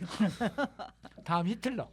히틀러는 파펜의 제안을 긍정적으로 검토는 하지만 히틀러가 힌덴부르크가 자신을 총리로서 여전히 맞듣지 않다고 하는 것을 알고는 있잖아요. 알고 있으니까. 근데 이 와중에 1933년 1월 달에 치러진 리페 데트몰트 주의회 선거에서 나치는 또 일당이 됩니다. 아이고. 이제 주의회 선거에서 일당이 완전히 되면서 이제 독일 정치의 가장 큰 세력을 확인시키면서 그러네. 나 안 죽었어. 까불지 마. 이런 까불지 거죠. 마. 그럼에도 불구하고 힌덴부르크는 여전히 파펜이 제안하는 히틀러 총리 받아들이지 않습니다. 파펜으로부터 힌덴부르크가 여전히 부정적인 이야기를 들은 힌덴부르크는 히틀러는 다시 힌덴부르크를 압박하기 위해 탄핵 카드를 또 꺼냅니다. 성공 여부와 관계없이 힌덴부르크 네가 나한테 이런 식으로 나오면 나도 자식아 이렇게 나간 거죠. 힌덴부르크는 명예에 살고 명예에 죽고. 그런 게 그러니까. 있죠. 네. 네. 전쟁 영웅이니까요. 힌덴부르크도 여러 가지를 고민합니다. 국회를 해산하고 선거를 통해서 의회 재구성으로 승부를 보는 방법이 일단 있을 수 있고요. 국회를 해산해버리고 의회 선거를 연기한 다음 비상대권을 통해서 슐라이어 정부를 계속 유지하는 것도 방법일 수 있습니다. 그리고 파펜과 대통령실 참모들이 조언하는 대로 히틀러 총리 체제로 전환하는 방안도 선택할 수는 있습니다. 하기는 싫어도 어느 것 하나 힌덴부르크의 마음에 썩 드는 건 없는 거죠. 히틀러가 탄핵 무기로 정치 공세를 하는 게 부담이긴 했지만 보헤미아 쫄병 히틀러를 총리로 임명할 생각은 추호도 없었습니다. 그리고 슐라히어 이 책사 이 모사꾼은 전국이 매우 긴박하게 돌아가고 각 정치 집단이 바쁘게 권력구조 개편을 모색하는 와중에도 낙관적인 전망을 계속 유지했다고 합니다. 한마디로 안이한 정세 판단을 한 건데요. 슐라이어는 힌덴부르크가 선택의 여지가 없다고 봤습니다. 비록 지금은 연정 구성이 어렵지만 그렇다고 힌덴부르크가 자신을 완전히 내치고 히틀러를 총리로 임명할 일은 없을 거다. 이렇게 본 거고 그래서 슐라이어는 힌덴부르크가 결국 의회를 해산하고 비상대권으로 자기를 총리로 유지할 것이다. 이렇게 믿었던 거죠. 이것들이 국민은 안중에 없고. 그러니까 지금 우리가 이 전국에서 중요한 사람들의 각자의 네. 상태를 쭉 봤잖아요. 네. 이렇게 1933년 1월 내내 전국은 오리무중이었습니다. 네. 그러다 이제 상황이 일순간에 변하는데요. 1월 28일 갑자기 힌덴부르크는 파펜과 대통령실 참모들에게 히틀러를 총리로 하기로 했다라고 선언을 하게 됩니다. 네. 파펜의 제안을 받은 거죠. 이어 슐라이어를 불러서 너 오늘부터 총리 그만해라고 총리 해임을 통보합니다. 생각해 봤는데 다시 국회 해산을 할 수는 없습니다.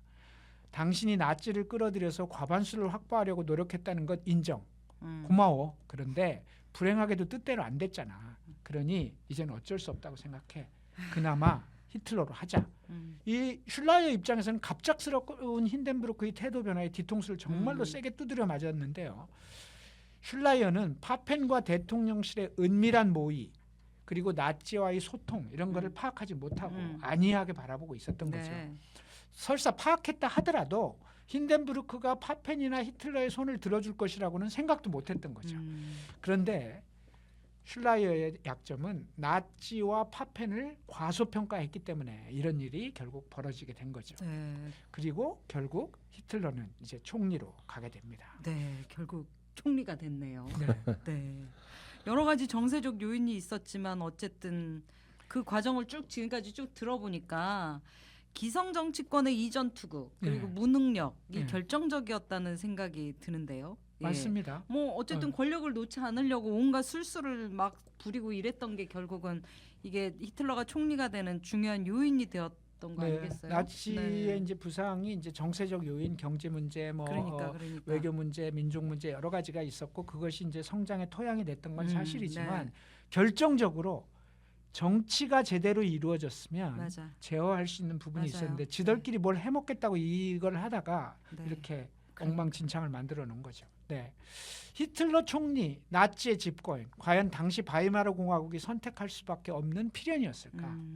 일당으로 지지 기반을 확보한 나치의 정치적 부상, 민족주의로 기울어가는 국민적 정서, 이에 부응하는 나치의 정책, 그리고 경제 위기와 민생 파탄에 따른 불가피한 선택으로만 히틀러의 집권을 설명할 수 있을까? 여기서 우리는 극우 정권의 등장을 맡아낸 독일 기성 정치 세력의 무능 지적하지 않을 수가 없는 거죠. 그렇죠. 오늘날 세계적인 극우 정당의 득세 또한 그런 정세적 배경과 함께 정치 세력의 무능, 기성 정치의 무능이라고 하는 측면이 존재하고 있다는 것을 확인해 볼 필요가 있고요. 그래서 요약해서 기성 정치의 무능이 어떻게 히틀러 정권을 갖고 왔는지를 한번 정리를 다시 한번 해보자고요. 네. 그러니까 1928년부터 1930년까지 안정적인 과반수를 확보했던 3인당의 헤르만 밀러 정부는 그나마 어렵지만 바이마르 체제를 지키고 있었습니다. 그런데 이어진 불인 정부 또한 의회에서 신임 투표를 통해 부결됐잖아요. 네. 그래서 계속 이 체제를 유지할 것을 확인을 받았음에도 불구하고 그럼에도 불구하고 여전히 이 정부를 뒤집어서 정말 확고한 우파 정부를 제대로 만들어야 되겠다는 이 우파의 끊임없는 친위 쿠데타에 대한 유혹, 이것이 결정적으로 민주주의 질서를 무지하면서 불인임 정부를 해산시키게 만들었던 네. 거죠. 그러고 나서 선거를 치르게 했고 그 선거에서 일당이 된 게 나치였던 거죠. 네. 선거가 필요하지 않은 정세였지만 우파 정치인들이 자신들의 구상에 따른 보다 확고한 우파 정부 혹은 대통령제의 전환으로 밀어붙이면서 결국 나치의 집권을 불러왔다 이렇게 볼 수 있는 거죠. 또 한 측면이 있는데요. 그것은 아까 위에서 언급한 것처럼 좌우의 공모가 든 극단적인 중도의 문제. 네. 나치의 등장의 결정적 요소였던 문제는 바로 사회적인 불평등과 민생의 파탄이었고 이것은 바로 기성정치의 무능과 무책임으로부터 나타난 문제였다 이렇게 볼 수 있습니다. 세계공황이라는 객관적 정서가 존재한 것은 사실이지만 좌우 모두 소극적으로 대응하면서 보다 분명하고 확실한 민생 대책을 만들지 못하고 3인당은 점점 오른쪽으로 이동하면서 기존 권력의 공유를 가장 중요하게 보고 네네. 또 대중적 정서에 대한 유혹도 뿌리치지 못하고 중도의 포지션을 취하면서 결국 어정쩡한 스탠스로 진보적 가치를 놓아버렸던 거죠.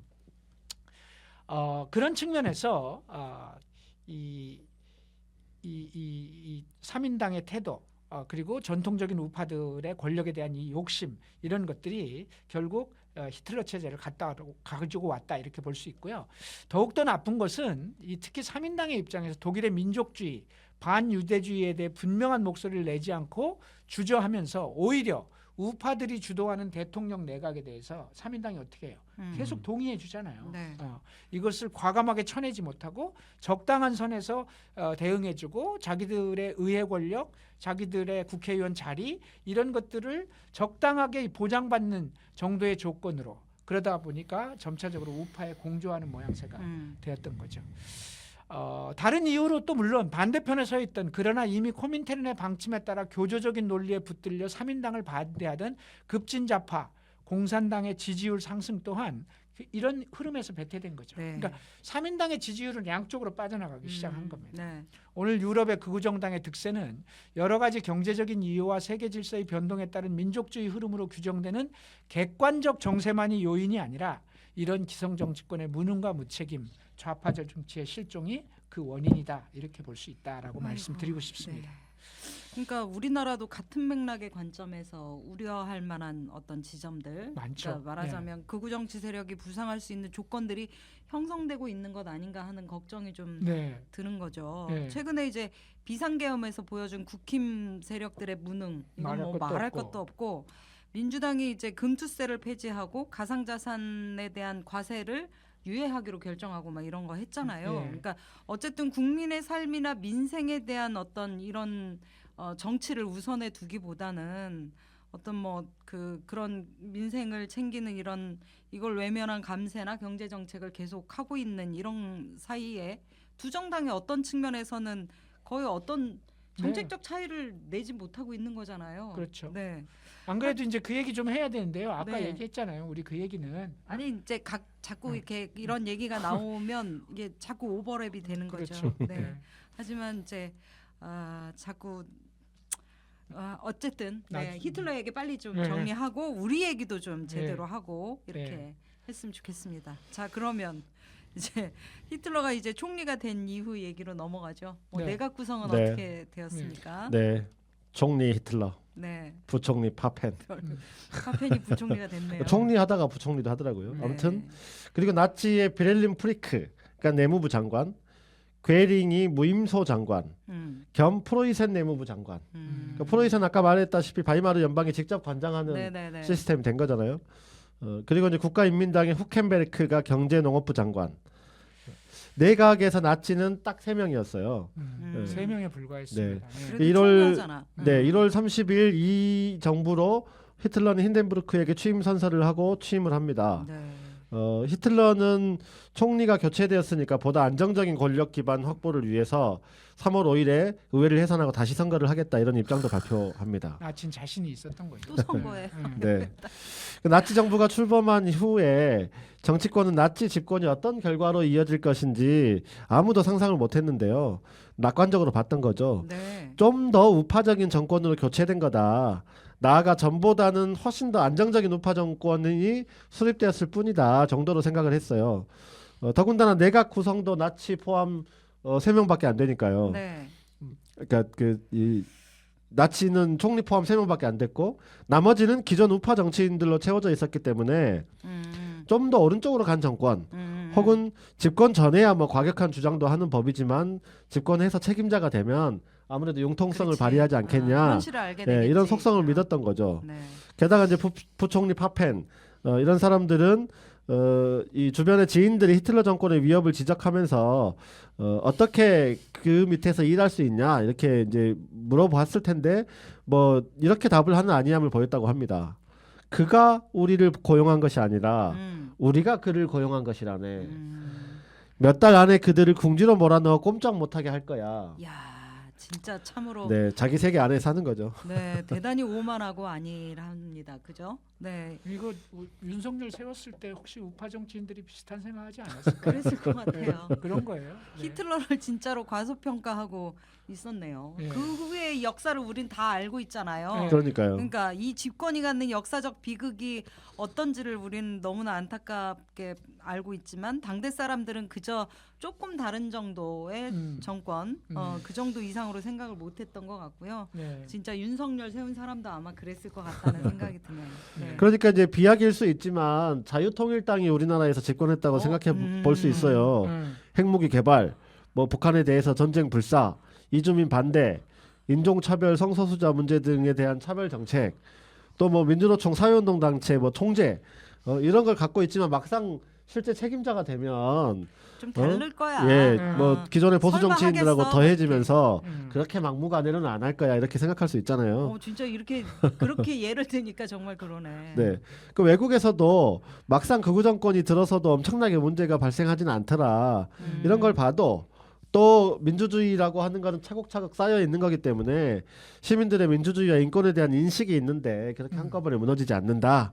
이렇게 생각한 거죠. 어쩌면 이런 거를 꼭 자유통일당이 아니라 윤석열이라는 사람에게 적용해도 비슷할 건데요.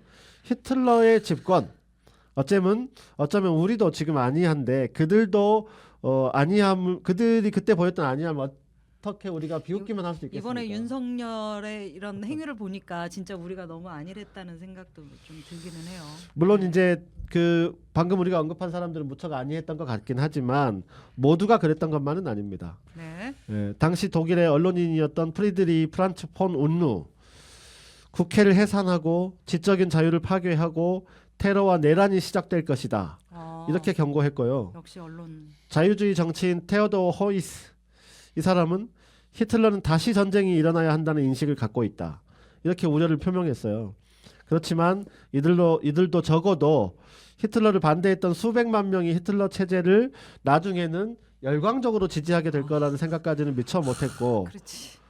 전 유럽의 국가들도 우려가 컸습니다. 베를린 주재 프랑스 대사 앙드레 프랑스와 퐁세 이 사람은 네. 이렇게 말하죠. 히틀러 내각은 독일과 유럽 모두에게 위험한 실험이 될 것입니다. 나치의 힘은 상당히 큽니다. 나치가 권력을 최대한 휘두르며 다시는 실권하지 않기 위해 그들이 어떤 수단을 손에 쥘지 지켜봐야 할 것입니다. 네. 냉정하게 본 거죠. 네. 그렇지만 어쨌든 이런 우려가 있었다 해도 이들 모두 그 이후에 히틀러 정부가 실제로 걸어간 행보 우리는 그 결과를 네, 알고 있잖아요. 알고 있죠. 그 경고를 한 사람의 경고를 따라가더라도 실제 이 사람들 나치 행보의 10분의 1도 예측하지 못한 것이다. 그렇죠. 네. 그렇게 수백만 명을 그러니까요. 학살하고 이렇게까지 하리라고 그렇죠. 누가 생각했겠어요. 여기서 우리는 히틀러가 왜 그렇게 연정을 거부하고 반드시 총리를 주지 않으면 받아들일 수 없다고 했을까를 한번 봐야 됩니다. 네. 히틀러와 나치, 특히 히틀러는 권력을 쥐거나 권력의 한 자리를 차지하는 것이 중요하지 않다고 생각했던 거죠. 이들은 권력을 갖더라도 전면적인 권력을 행사해서 자신들이 그동안 얘기했던 대로 독일을 완전히 다른 체제로 바꾸는 것, 이게 우리의 목표다. 그러니까 내각에 들어와라, 장관 자리 하나 줄게, 부총리 어떠냐, 아무 필요 없다. 네. 우리는 정치를 내가 하고 싶은 것을 하고 싶다라고 하는 거죠. 네. 어떤 의미에서 보면 대단한 거예요. 네. 권력에 대한 욕구가 아니라 세상을 바꾸겠다는 욕구를 그렇죠. 갖고 있었던 네. 거예요. 그래서 전권을 가져야 되고, 그래서 총리는 기본이고, 또 총리가 가질 수 있는 권력도 그래서 지금보다 더 강해져야 된다라는 네. 생각을 아예 갖고 있었던 거죠. 히틀러의 목표는 권력이 아니라 지배에 있었던 겁니다. 이런 핵심이. 입장을 확인할 네. 수 있는 대목이 당시 히틀러의 최측근이었던 괴벨스의 일기장에 나옵니다. 그 일기 한번 읽어볼까요? 총리가 된 다음에 괴벨스가 이렇게 일기장에 써놨습니다. 이제 불과 첫 단계이다. 계속 싸워야 된다. 그래놓고 그 옆에다가 히틀러 정부에 들어온 장관들의 이름을 하나하나 우파 장관들의 이름을 써놓고 이들은 얼룩이다.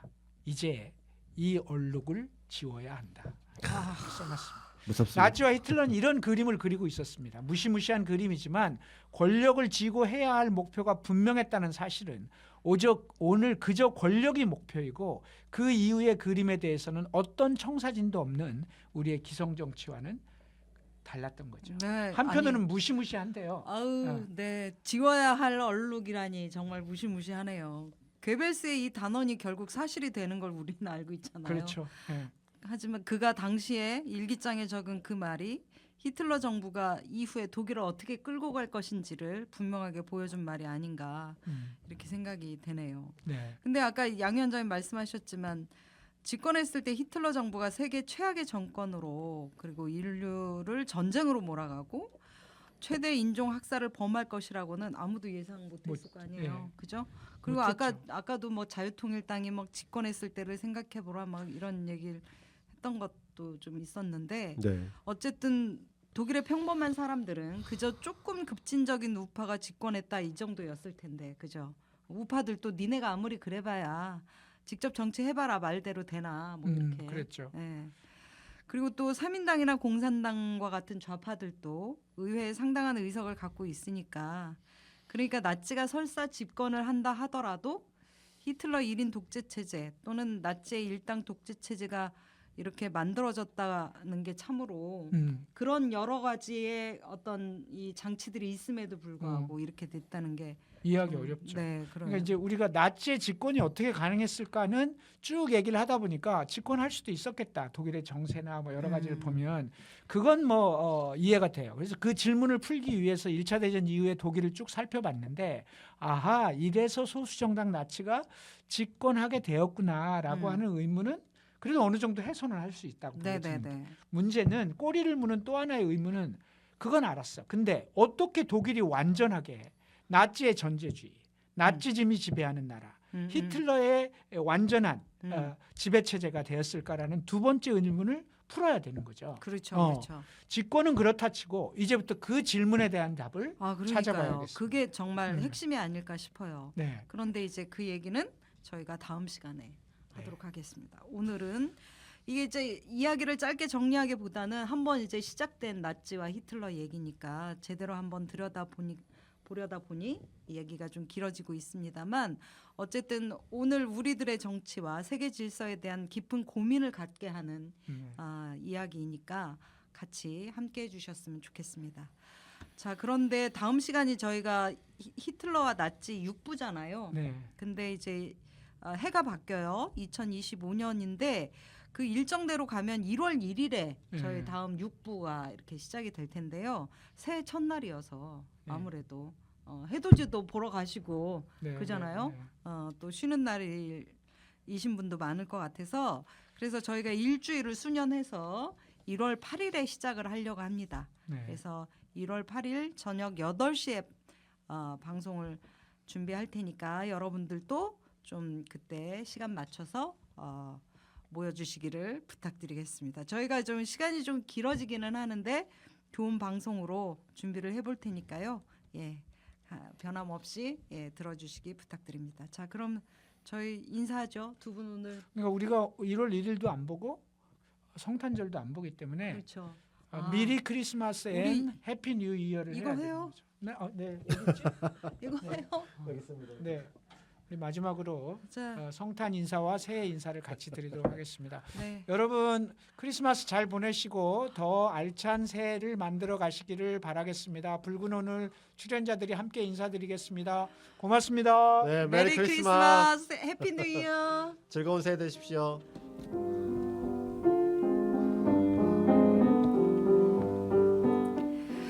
우리 국민은 우리 기업들이 상하이에 자회사를 설립해 중국 노동자를 고용하고 외국산 철강을 사용해 중국 배를 만드는 일에 전혀 관심이 없다. 이는 우리 국민에게 손해일 뿐이다. 우리는 세계 경제와 관계를 끊고 분명하게 보호장벽을 쌓아야 한다. 우리 힘으로 살아갈 수 있는 필요한 생존 공간, 레벤스라움을 확보해야 한다.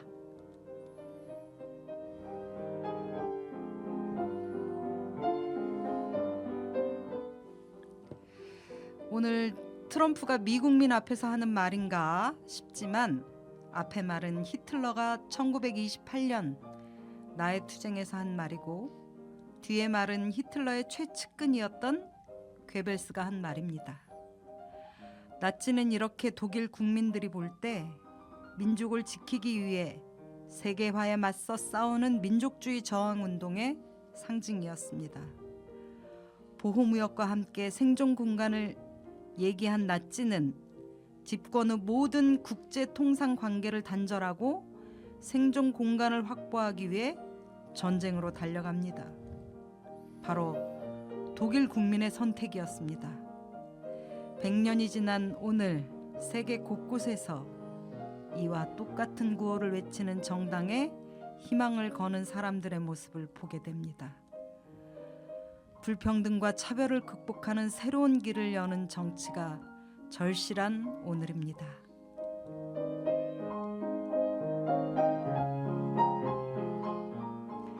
오늘의 엔딩곡은요. 아무래도 오늘은 이 노래를 들어야 할 것 같습니다. 다른 대한민국, 다른 세상을 위해서 불렀던 이 노래를 기억하면서 치켜든 손 내려놓지 말고 끝까지 함께 하기를 바라겠습니다. 대한민국은 민주공화국이다. 함께 들으며 인사드리겠습니다. 안녕히 계세요.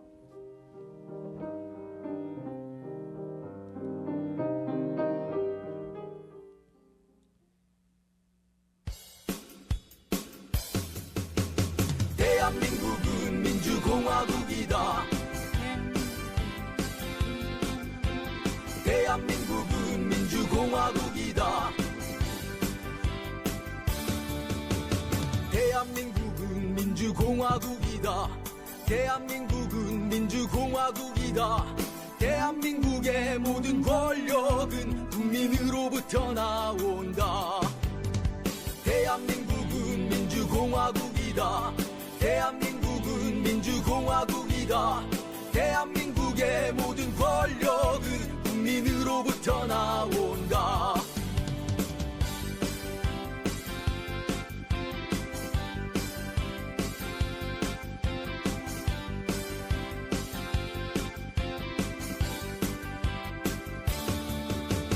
대한민국은 민주공화국이다. 대한민국은 민주공화국이다. 대한민국의 모든 권력은 국민으로부터 나온다. 대한민국은 민주공화국이다.